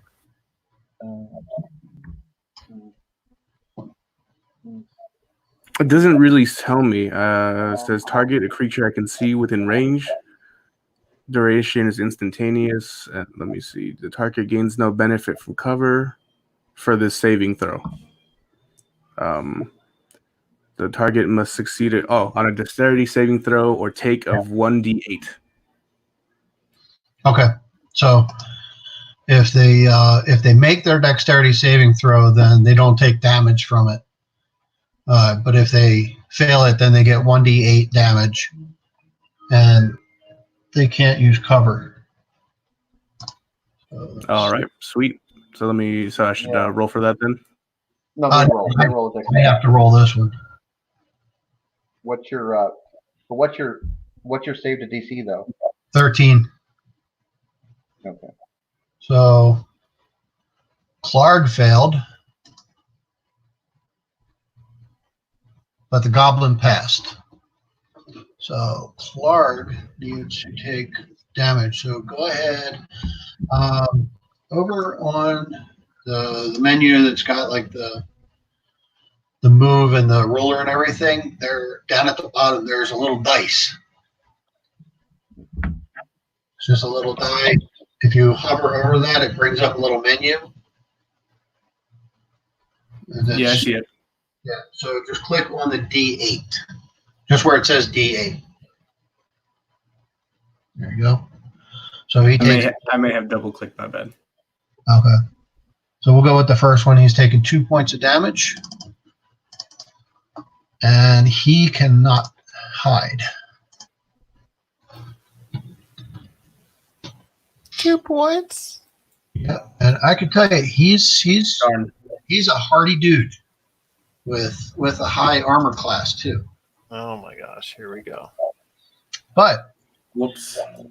they now know that there's somebody in that hole. So we are going to roll for initiative. Let's see.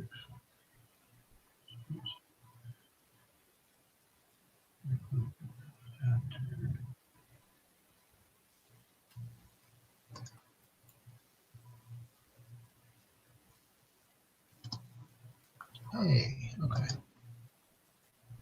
That works a lot better.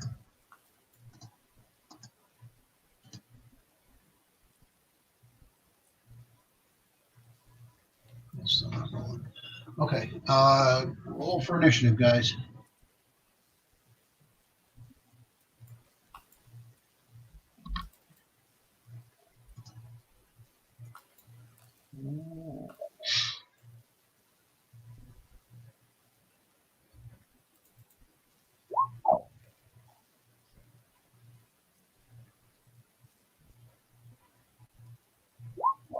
Why is that not working?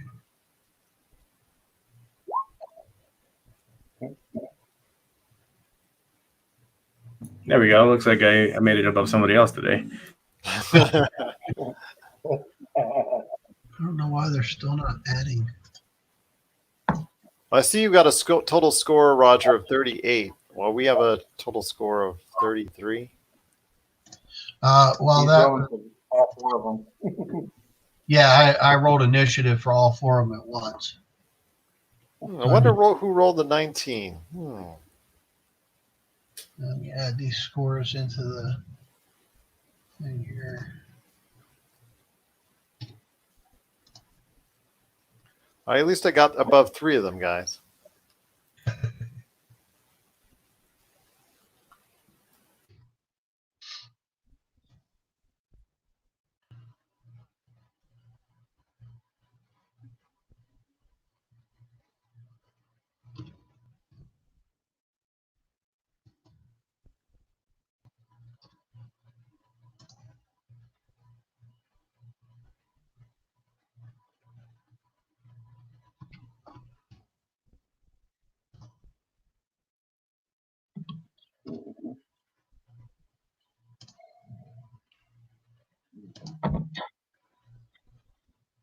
Alrighty.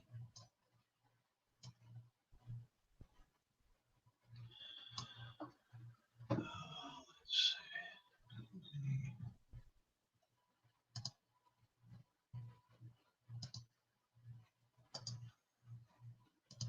I can't do that.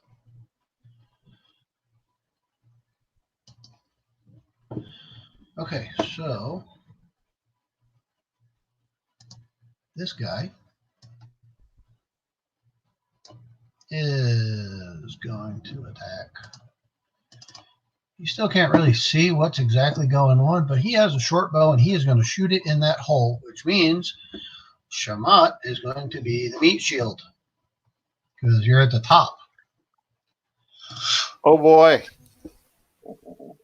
Twas not my intention, buddy. That was mine. I was like, I'm gonna move out of the way.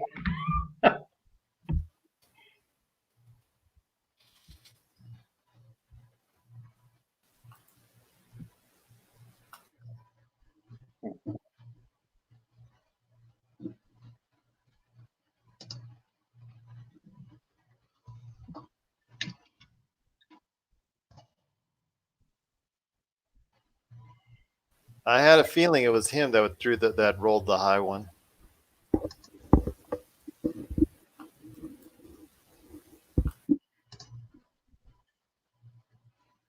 All right, so I'm going to open roll their attacks on this one. And that does not hit. I know your armor class is higher than 3. All right, so Shamat, you are up. All right, so you did damage on the big dude over here. Is that correct, Commoner? It was on Clark, Okay. this guy. So I think I'm going to go ahead. What do you want to do? How do you want to work this out, guys? Because before I just go ahead and full board and start shooting the longbow. Okay, shoot the longbow. You can go down. If you want I to know, get but, down, move out of the way so he can get through and attack with the sword. You can't do that, dude. Well, I'm going to get out of Gommer's way because Gommer needs to get in here. So I guess I need to do that first. Is that correct? So, yeah, you can move before you take an action. You can He's move. like literally up your butt right now. And he Yeah. can't do any physical attacks at the moment because you're in the way. Okay, let me, You're right at the pinch point. I can't get to the move. There we go. So how about that right there? You're going out of the room. No. You're going out of there. Yeah, you don't want to go out of there. You want to go in there. All right. So I guess I'm going to have to move down a little bit here into or up into the fray right here. Yeah. So, Because they know you're there now. all right. Is that enough room for him to pass him? Is Yeah. that enough room? Yeah, you can pass through an ally space. Yeah, that's right. Okay. Okay. You're just not going to be able to attack through it. So we need to all concentrate our firepower on him. Do you want to knock these two out first?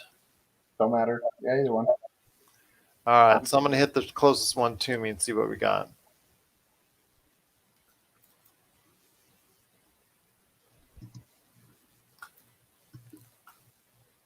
Yeah, you're 10 feet. You can make a range. Oh, that's nice. That is a critical hit. Yeah, it is. So go ahead and roll damage.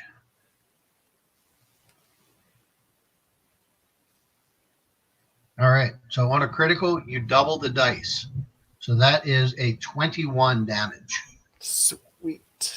I And should which save one? that for the big dude. Yes. You were attacking this guy? Wait a minute. No, I was attacking this guy. No, I'll go ahead. I'm going to be fair. I was attacking that guy. No, it was one of the goblins. Yeah. Yeah. Well, obviously, he's dead. Doesn't it feel like a waste? There you go.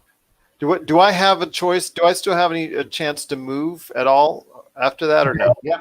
So wait a minute. Here's the thing, and I'll tell you, I've never played it this way, but the other campaign that I'm doing where I'm a player, the dungeon master does combat a little bit different, and I like it. And I want to see if you guys are interested in it. We'll do this through a democratic method. What he does is, if you don't use any movement on your turn, which actually you already have, so this wouldn't apply in this particular case. But if you don't use any movement and you attack, you can have 2 actions. So even if you don't naturally have 2 attacks, you can use 2 attacks, but no movement. Unless you use your bonus action, you can move 5 foot. So you'd be able to move 1 square. And I like that. It speeds up combat, and it gives you a little more to do things. Yeah, that sounds good to me. I have a question then on that. Sure. Because I've also I played it a little bit more differently than that too. Where Okay. like a move, like sure, if you dash or something, that would be an action, but movement is free. So you could do a movement, and you can attack just like you did now. Right. As a bonus action, if you had not used your full movement, say you only moved 10 feet and you still have 20 feet to go, as a Mhm. bonus action, you can use the remainder of your movement. But I don't know. Like he said, every DM is different, Yeah. though. Well, even as the rules are written, in 5e, if you don't use your full movement, you can move like 10 feet, attack, and then use the rest of your movement. Yeah, exactly. Yeah, that's rules written in 5e, so that would still apply.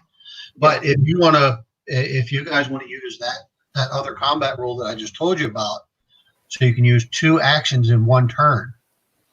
Now, if you're a 2 attack character, if your character attacks twice on each action, you're not going to be able to get 4 attacks out of it. So it would be almost like having a bonus attack. Oh, I see. Like if you don't use any movement at all, you're able to use another attack. Right. Oh, okay. But then also you can do a use your bonus action to move 5 foot. So you still can get a movement, but it's taken away your bonus action. Yeah. And you can only move 5 feet with it. Yeah. So I've only done one combat with that rules, but it worked out pretty well, and it saved our lives. The rest of the remainder of your feet, right? You can still move the remainder of your movement. So if your movement is 30 feet, you already moved 10, and you took the attack action. Then as a bonus, then you can move the remainder of your movement. Yeah, it's not even a bonus with that. No. Right, it's not even a bonus. That's just the rest of your movement that you get. You still get 3 parts to your turn. There's an action, a bonus action, and movement. Right. So if you're taking your movement, you can do your full 30 feet of movement in your turn, even if you stop and do an action and move a little bit, and then stop and do a bonus action and finish moving. Oh, okay. You still get your full movement, unless you want to do the 2 actions, and you can move a maximum of 5 feet, but then you don't get a bonus action. It's a lot of stuff to throw at new players, but it makes sense to me, and it worked out. Like I said, we've only done 1 combat in that other campaign, and we all would have died in the very first combat if it weren't for that rule. So if I would move my full 30 feet and then I attack, if I wanted to, I could use it to do another bonus action to move an extra 5 feet. Yes. Okay. I'm gonna have to revisit this recording later and like take notes because that's fine with me. Yeah, that's fine with me. Yeah, you get used to it after a little bit. I'm okay with that. But Shamat, you've already moved. So right now you still have the rest of your movement. You've only moved 5 feet. Okay. So you still have another 25 feet of movement available and a bonus action if you wanted to use that for something. I don't know if you have anything that's available for bonus action. Move an extra 5 feet. Maybe I won't. Yeah. So 5 feet. I think I'm going to go ahead. Would it be advisable, guys, to get under cover like this? You can still move 25 feet. You can still move 25 feet free. Yeah. Okay. Yeah. I mean, if you want to move behind that stalagmite, That's going to give you at least half cover. Right, because we're still on the. So you're already done with one part, your action. Okay. So now you're still on your second part, your movement. So go ahead and do your full whatever. You can do 25 feet, 20 feet, 10 feet, 5 feet, whatever. So you're I'm still going on to go ahead and run underneath the stalagmite here. Okay. Okay. All right. Governor's turn, or is it is it your Governor. turn, Robert? It's Governor. All right. So am I still at the bottom of this little ravine thingy? No, you're maybe 5 or 10 feet down. It won't be difficult for you to get up the rest of the way. So I can just naturally move Yeah. in that sense. Okay. Yeah, and you're not trying to stealth anymore, so you can just bulldoze your way through it. You've got strength. You're a mighty dwarf. Indeed, I am. So I'm probably going to take a little bit of cover behind this stalagmite as well. I think I'm going to try and go and give. So we just killed this goblin. The one with the X is dead. Yes. You've got one goblin, and you've got the bugbear, and That's the main guy. yeah, and there's another wolf. The wolf. Okay. His name is Ripper. I think we should. I'm gonna focus on this little goblin first to maybe get him out of the way, and then maybe we can all kind of concentrate our efforts on the big guy. So I'm gonna go ahead and take a kind of covered shot of a guided bolt towards the goblin. Okay. All right, I'm gonna go ahead and click on this little guy. Oh, there you go. Clicking it twice again. Just go with the first one. Yeah. And that definitely hits. Okay. So click your damage. All right, level 1. Boom. There we are. And he did. Not entirely useless. Goblin. Got you some dead goblin. All right. So now it is Ripper's turn. Let me see what. Where did I put on? I think I closed it.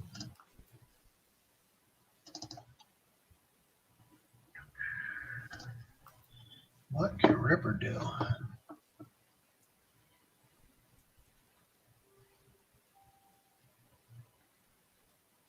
Ripper can bite. That's about all Ripper can do. And move. Well, yeah, he's going to move, and he has a speed of 40 feet, so he could easily get over there, and he is going to go after Gometer because he's the only one he can see right at the moment. So he's going to come over here, right between these things. No, let's put it here. Oh, excuse me.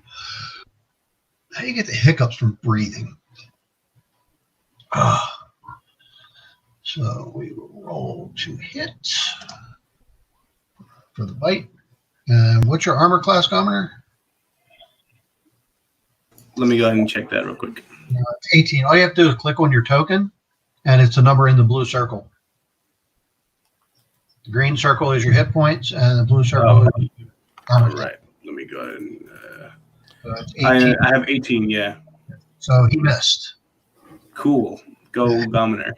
He does not get multi-attack, so that is the end of his action. He's not backing down. So, Mr. Rose. Yes. It's your turn. Okay. So I'm gonna come up here. Drawing my arrow out, dousing it with flammable liquid or whatever.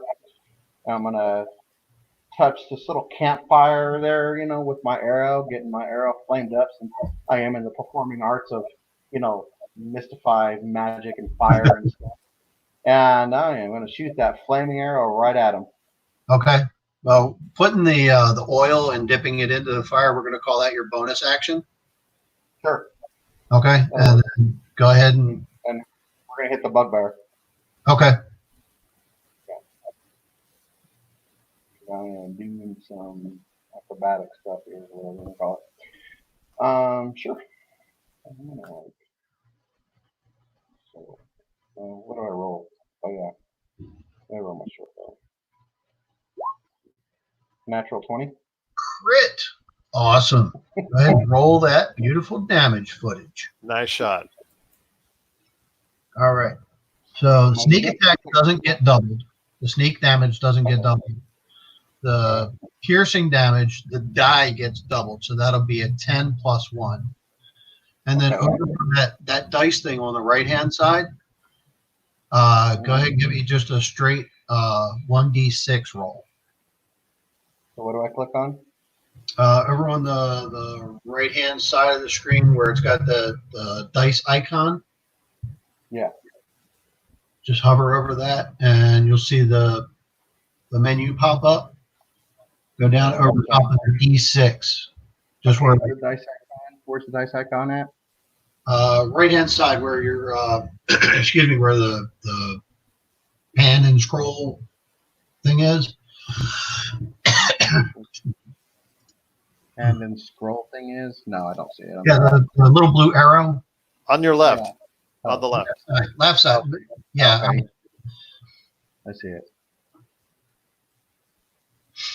I mean that? No, there's the other right. Yep. So that is going to be the fire damage that we're going to add to your damage. Okay. So this will be, so it's going to be 11. 11 plus 6. Yep. So that's 17 plus 1, so 18 points of damage to Clark. That is a good hit. Clark is very bloodied right now. He is not looking so good. Let me find his. Do you have anything else you want to do? You're going to finish moving or anything? Because you've already used your bonus action, so the only thing you have left is movement. I mean, yeah, I mean, I can move if I want. I guess I can get out of the way. Well, you can move through me too, either one. No, I'm good. I'll stay where I'm at. Okay. Because well, the wolf. Well, would the wolf have opportunity of attack on me if I move? Yes, you are in melee range, but you're a rogue. No, you don't have a bonus action, so you can't disengage. No, I use my bonus action to So right. Yeah, I'm good. Yep. Yeah, I'm good. So now it is Clark's turn.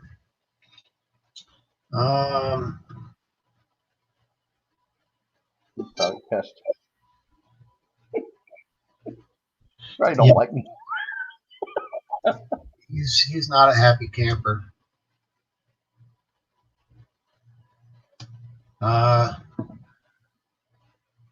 Okay, so Clark is going to attack you, Mr. Rose, since you just did a whole ton of damage to him. And he is far enough away, he's going to throw a javelin at you. Oh, nice. Oh, cool. Can I use my reaction to catch it like an acrobatic? Just a juggle thing. Nope, because that is a specific feat that you have to get to be able to do that. I figured. I thought I'd ask. Hey, you know what? It never hurts to ask. Sometimes there's questions, things happen. All right, just waiting for the dice to roll. It's a little slow. So. Oh, ouch. Oh, it's okay. He didn't crit, so it's. Yeah, so he definitely hits. So Yeah. Let's see how much damage he does. 7 piercing. Okay. So you're not quite bloodied yet. No, not yet. Not quite. So.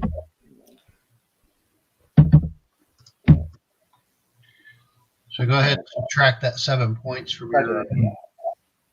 Mm-hmm. 8.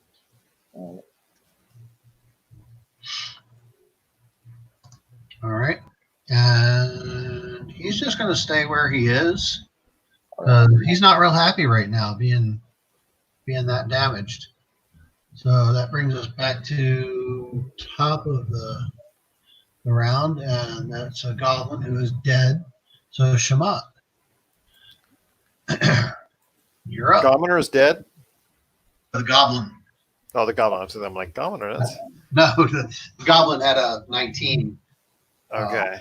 Let me go ahead, continue the longboard on big dude right there. So let me see if we can finish him off, and then I'm going to ask Commoner to see if he can go ahead and attack the wolf. So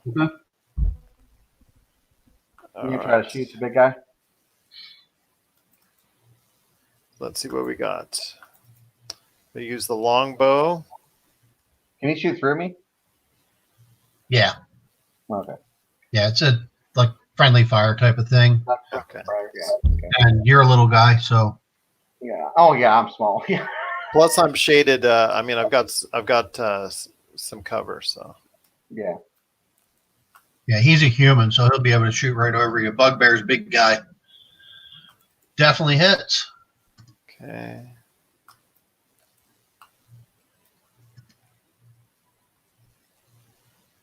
Six. He is not looking good, but he's still standing. Ah, Just barely. So you pull back your longbow and aim really well, and loose the arrow, and it hits him in his shoulder, just like in the top of his chest. He's lets out a roar. So, but he's still standing, not looking good. Commoner, your turn. Octavio, are there? Oh yeah, my bad. My mic was muted. I thought I clicked it. So it's my turn. I'm gonna go ahead and so we got the wolf and we got what's this guy's name? We got we got the two goblins and So the the wolf- wolf and the bugbear left. Yeah. Ripper and Clark. Ripper is the I haven't quite gotten to use like my melee weapon, so I'm probably gonna give that a try. Am I within melee range of the wolf? yes. Yeah. All right.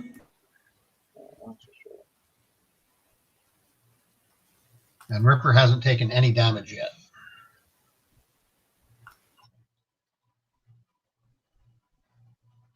I think I'm gonna use my warhammer, so I'm gonna go ahead and do that. Okay.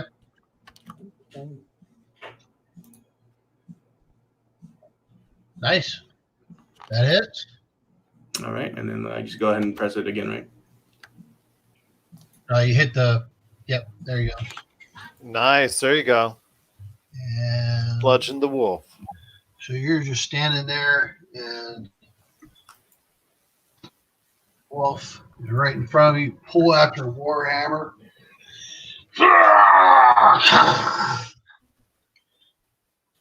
With a mighty crack of his skull, I swing my warhammer. And you kill the dog. Not the puppy. Puppy murderer. So Clark sees that, and he lets out another. That was his pet. Oh, well, I mean, he shouldn't be kidnapping people. That's his fault. So But he's still got to take a shot on us, even though he's critically injured. yeah, Clark will.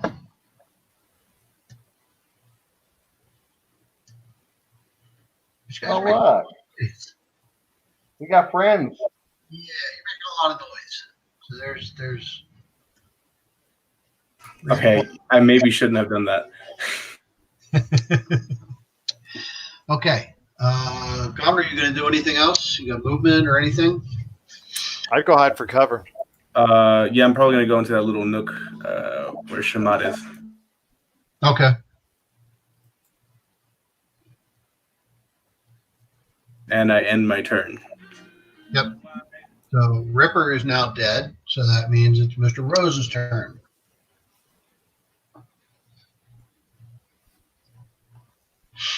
Oh, okay. I forgot Robert has another turn left.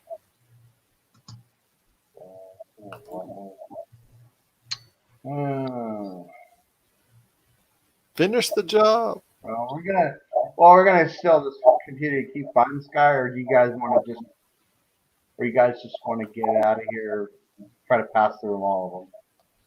Well, he's almost dead. Yeah, Clark is basically at the door. Knock him out. We can knock him out and just like put a dagger to his throat and just pass through the goblins. If you think they're loyal enough to him. I'm not loyal enough to him. I don't know if they're loyal enough to him.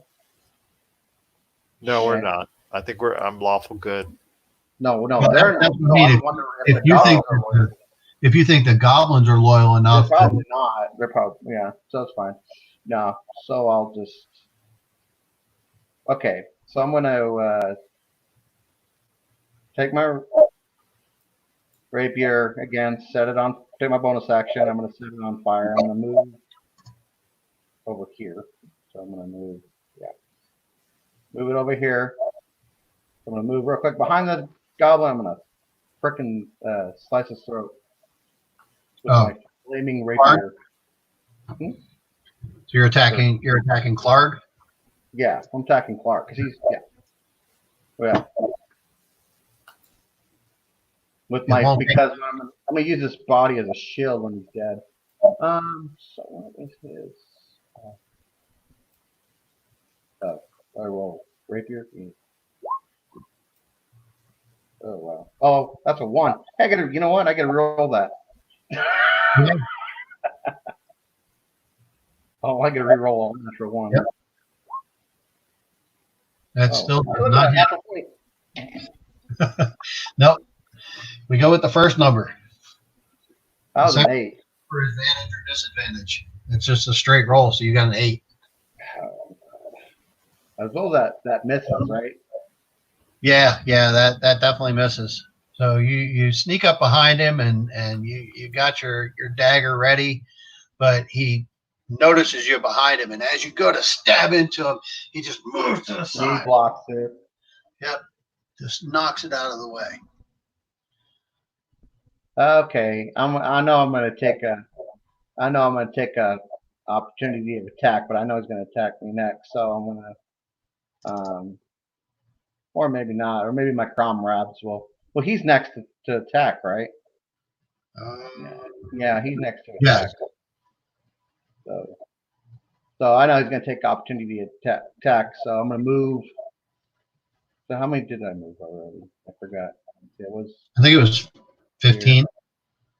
I think it was 15 too. Yeah, it was 15. Yeah.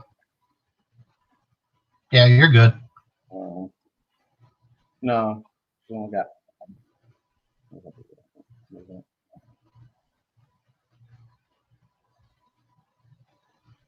Yeah, because I can't disengage, right? Right. It's going to be. I got 10 feet of movement. Actually, I got 10 feet of movement. Move. I could try to move here and try to use his corpse as a shield. Yeah, you can do that. Okay. I know he's going to take opportunity of attack though. So. Yeah. So.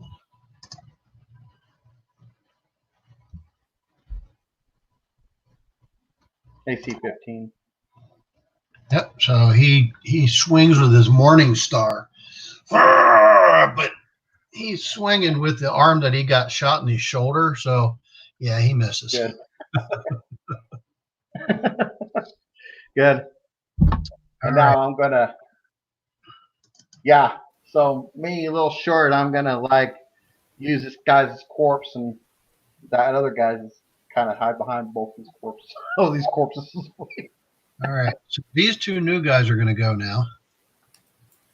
So this guy here. Mm-hmm.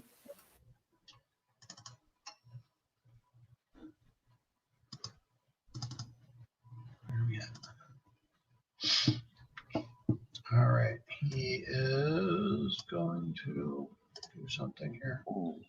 He's going to use his short bow, and he's going to try to attack you, Mr. Rose, because he just saw you try to attack his boss. And he sees that his boss is pretty messed up now. Yeah.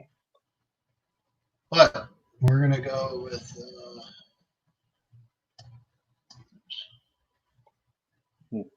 disadvantage on it. No, from hiding or from obscured, being obscured or whatever, Right. being cover, yeah, cover. Mm-hmm.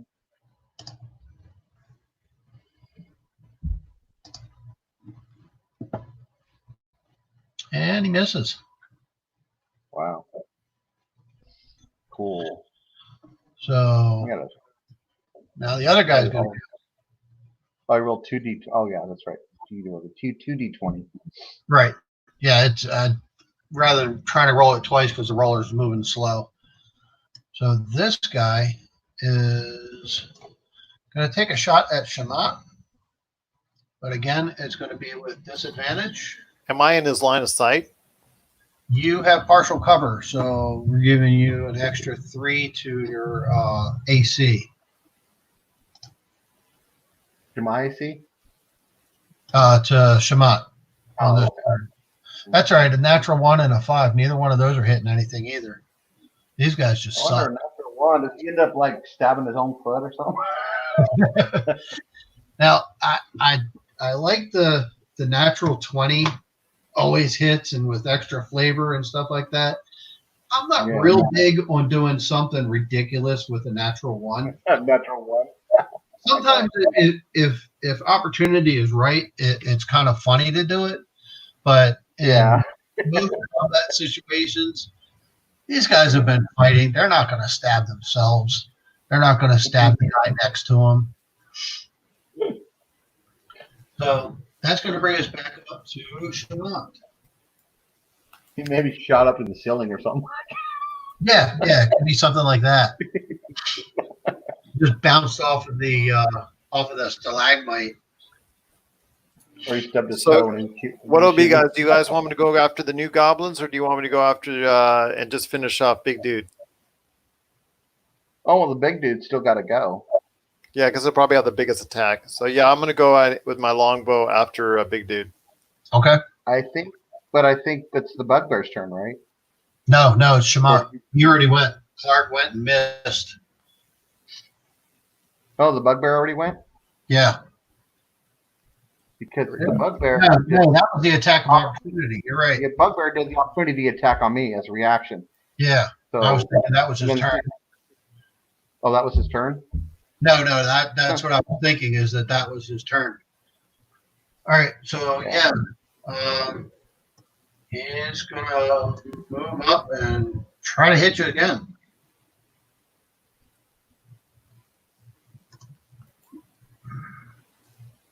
Woo, woo, woo, woo.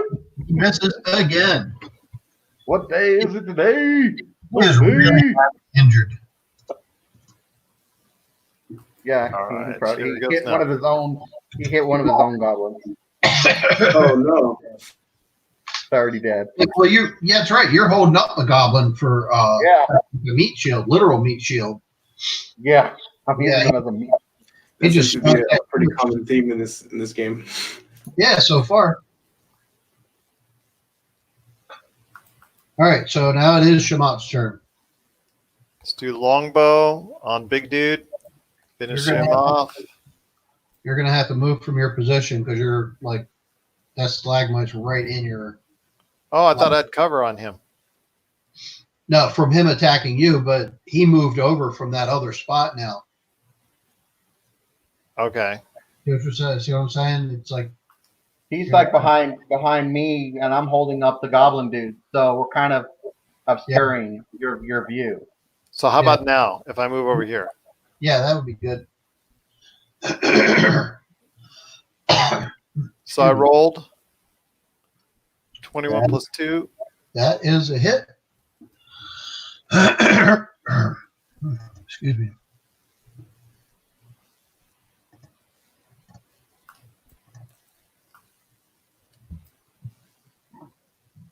Oh. 4. Yes. Clark is dead. Yes. Woo! Yay! But you're not finished yet. I got a new meat shield. Well, I'm gonna. Do I have any bonus moves to move behind? Yeah, you Cover only again? moved like 5 feet, so you still have 25 feet of movement. Playing a cautious game. I like it. What if I move? Which is the best cover? If I'm asked. Probably that stalagmite you were behind. That's the biggest one. That's let's the go- biggest one. Let's go back in. Let's go back into here. Yeah, They're gonna have a hard time trying to get to you there. fair enough. They're gonna have to move. Hit and run, They're probably kill and gonna- run in that. They're probably gonna have to move like down here because they can get right here to try to melee, but you're still like kind of covered. I don't know. Probably gonna have to go around, huh? Like here to here, Mm-hmm. like that to get to you. Yeah, that's that. Dude. This is really hard. All right, so that is Mr. Rose. We're back up to you. Oh, that was the commoner's turn, right? Oh, yeah, Commoner. I'm sorry. I did have more initiative. Yeah, amazing. Because -1, he's got a higher initiative. Go for All right. Commoner. So for this turn, I'm just gonna go ahead and move right over here into sight. I'm gonna give my my Sacred Flame another try Okay. against those two guys over there. Okay. So that is. You said the ABC was 13. And that was Dex save, right? Yeah. 6 does not make it. 18 does make it, though. So one of them survives. So we're going to say this guy. It was go ahead and roll the 1d8 for damage. Yes. Let me see here. 8. There we go. Okay, so 5 damage. All right, he is bloodied. He is not looking good, and he can't hide now. So I put that little eye icon up there to remind us that he can't be hidden, and it's a bloody eye. Ominous. I like it. And I think I'm just gonna take cover behind one of these stalagmites again. Okay. So because you use the Sacred Flame, you can't take a pot shot as well, right? You cannot take a shot. No, that spell is an action. Unless it specifies that it's a bonus action. I'm pretty sure Sacred Flame is an action. Yeah, that's All right, and I think I'm just gonna stay there. End my turn. it's a one action. But its Yeah. range is 60 feet, though, and it is instantaneous. So. Yeah, that's a good spell. All right, so now we're back to Mr. Rose. So you've got one who is bloodied and one who is still fresh. If you can call a goblin fresh. Yeah, I know. Sure.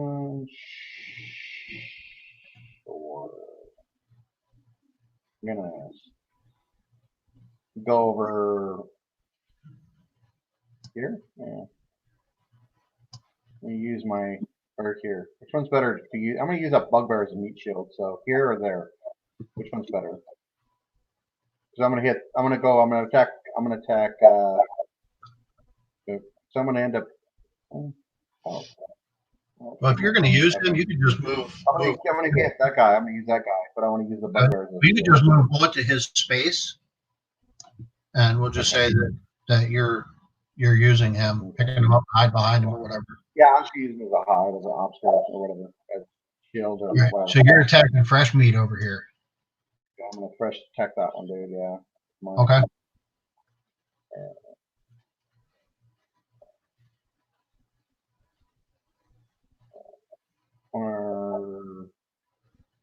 Well, I don't get sneak attack, right? No, they definitely know you're there. And there's nobody in melee with them. Okay, no, I'll attack the other one, the one that's already moved. Okay. I'll attack. Yeah, I'll attack it. So I'm not. So I'll just use my.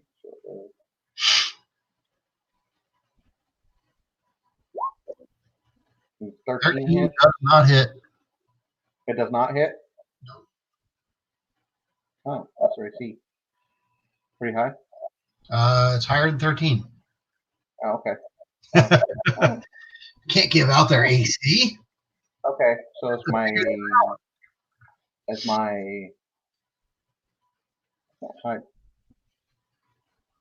Or can I? What's up? Can I move? Well, as my bonus action, if I move here, can I hide as my bonus action? Yeah, you haven't used a bonus action yet. No. So would it be better to move here and hide, or would it be to stay and use bugbears in my meat shield? Is it hide? Would you notice if I moved over there? Probably. Yeah, they're gonna see you. I mean, it's an open room basically. Yeah. So if I just use, I'll stay here. I'll just use my bugbear as a meat shield. Okay, I'm good. That's your turn. Yep, that's it. All right. That is it. So the injured guy is going to try to attack you, Mr. Rose. Yeah, I didn't injure him. Because you're right out there in the open, and you tried to shoot him. Well, kind of in the open. I mean, I got the big old huge bugbear. Actually, I use bugbear as my hiding, my hide meat, my hide shield. So I'm going to roll with disadvantage for this because you've got your meat shield there. Okay. And a 10 is not going to make it. Woo! Hooray for disadvantage. I would have killed on that 20. Hey, there's little things like that. It makes a difference. I know. All right. So now Wow. this guy is going to shoot at Gominer because he can see him a little bit. And again, no, it's not going to be disadvantage, but we're going to add your AC. We're going to add 3 to your AC, Gominer. Oh, Because you have partial cover here. So your AC is currently 21 from where he's standing, and he rolled a 13. So goblins are stupid and can't shoot very well. indeed they are, and I'm glad because I already got shot once. All right, so that brings us back up to Shamat. All right, let's go for. I'm going to go for a longbow on the guy that's not been hit. Mm-hmm. Let's see what we got here. So let's do this.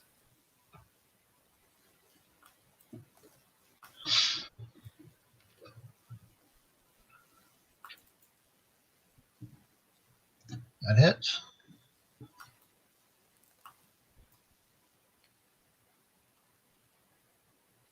Eight. And that's not what I want. Dead. Nice. I've only got one goblin left. And I'm going to make a bonus. Can I just move back here a little bit? Out of vision. Actually, if you don't move, you could take another shot. Oh, then I'm going to take another shot. I will take another shot then. So instead of using your movement, you could take another shot. Yeah. I will take another shot. For all the marbles here, guys. Let's see what we got. Well,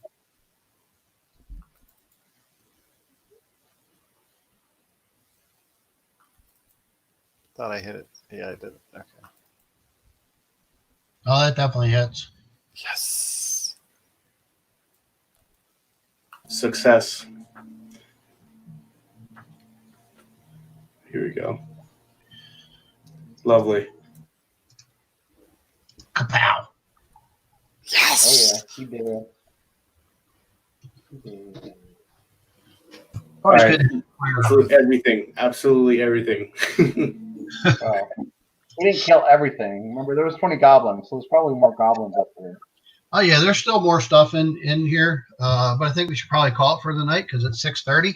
Okay. Yeah. Remember, guys, there's still stuff we got to check out here in this area first. Looks like there's a lot of stuff. So, Oh yeah, Definitely. this room is where they kept all the treasure from all the things that they marauded out there on the trail. Oh, Yeah. yes. So there's a Yeah. lot of stuff in here. A lot of investigation and a lot of looting. Yep. well, I'll tell you what, sounds good. Part 1 of our trip. It's just been a great adventure so far. Robert, Roger, I cannot thank you enough. Octavio, truly appreciate your time here as well. Cannot thank each and every one of you guys for being a part of this. It's just been an incredible time so far. And, we will get together to do part 2 very soon as we head back into the world of Dungeons & Dragons and the Lost Mines of Phandelver right here at the Pop Culture. All right, thanks. I had a great time. Thanks, guys. Yeah. I did as well. Thank you all very much.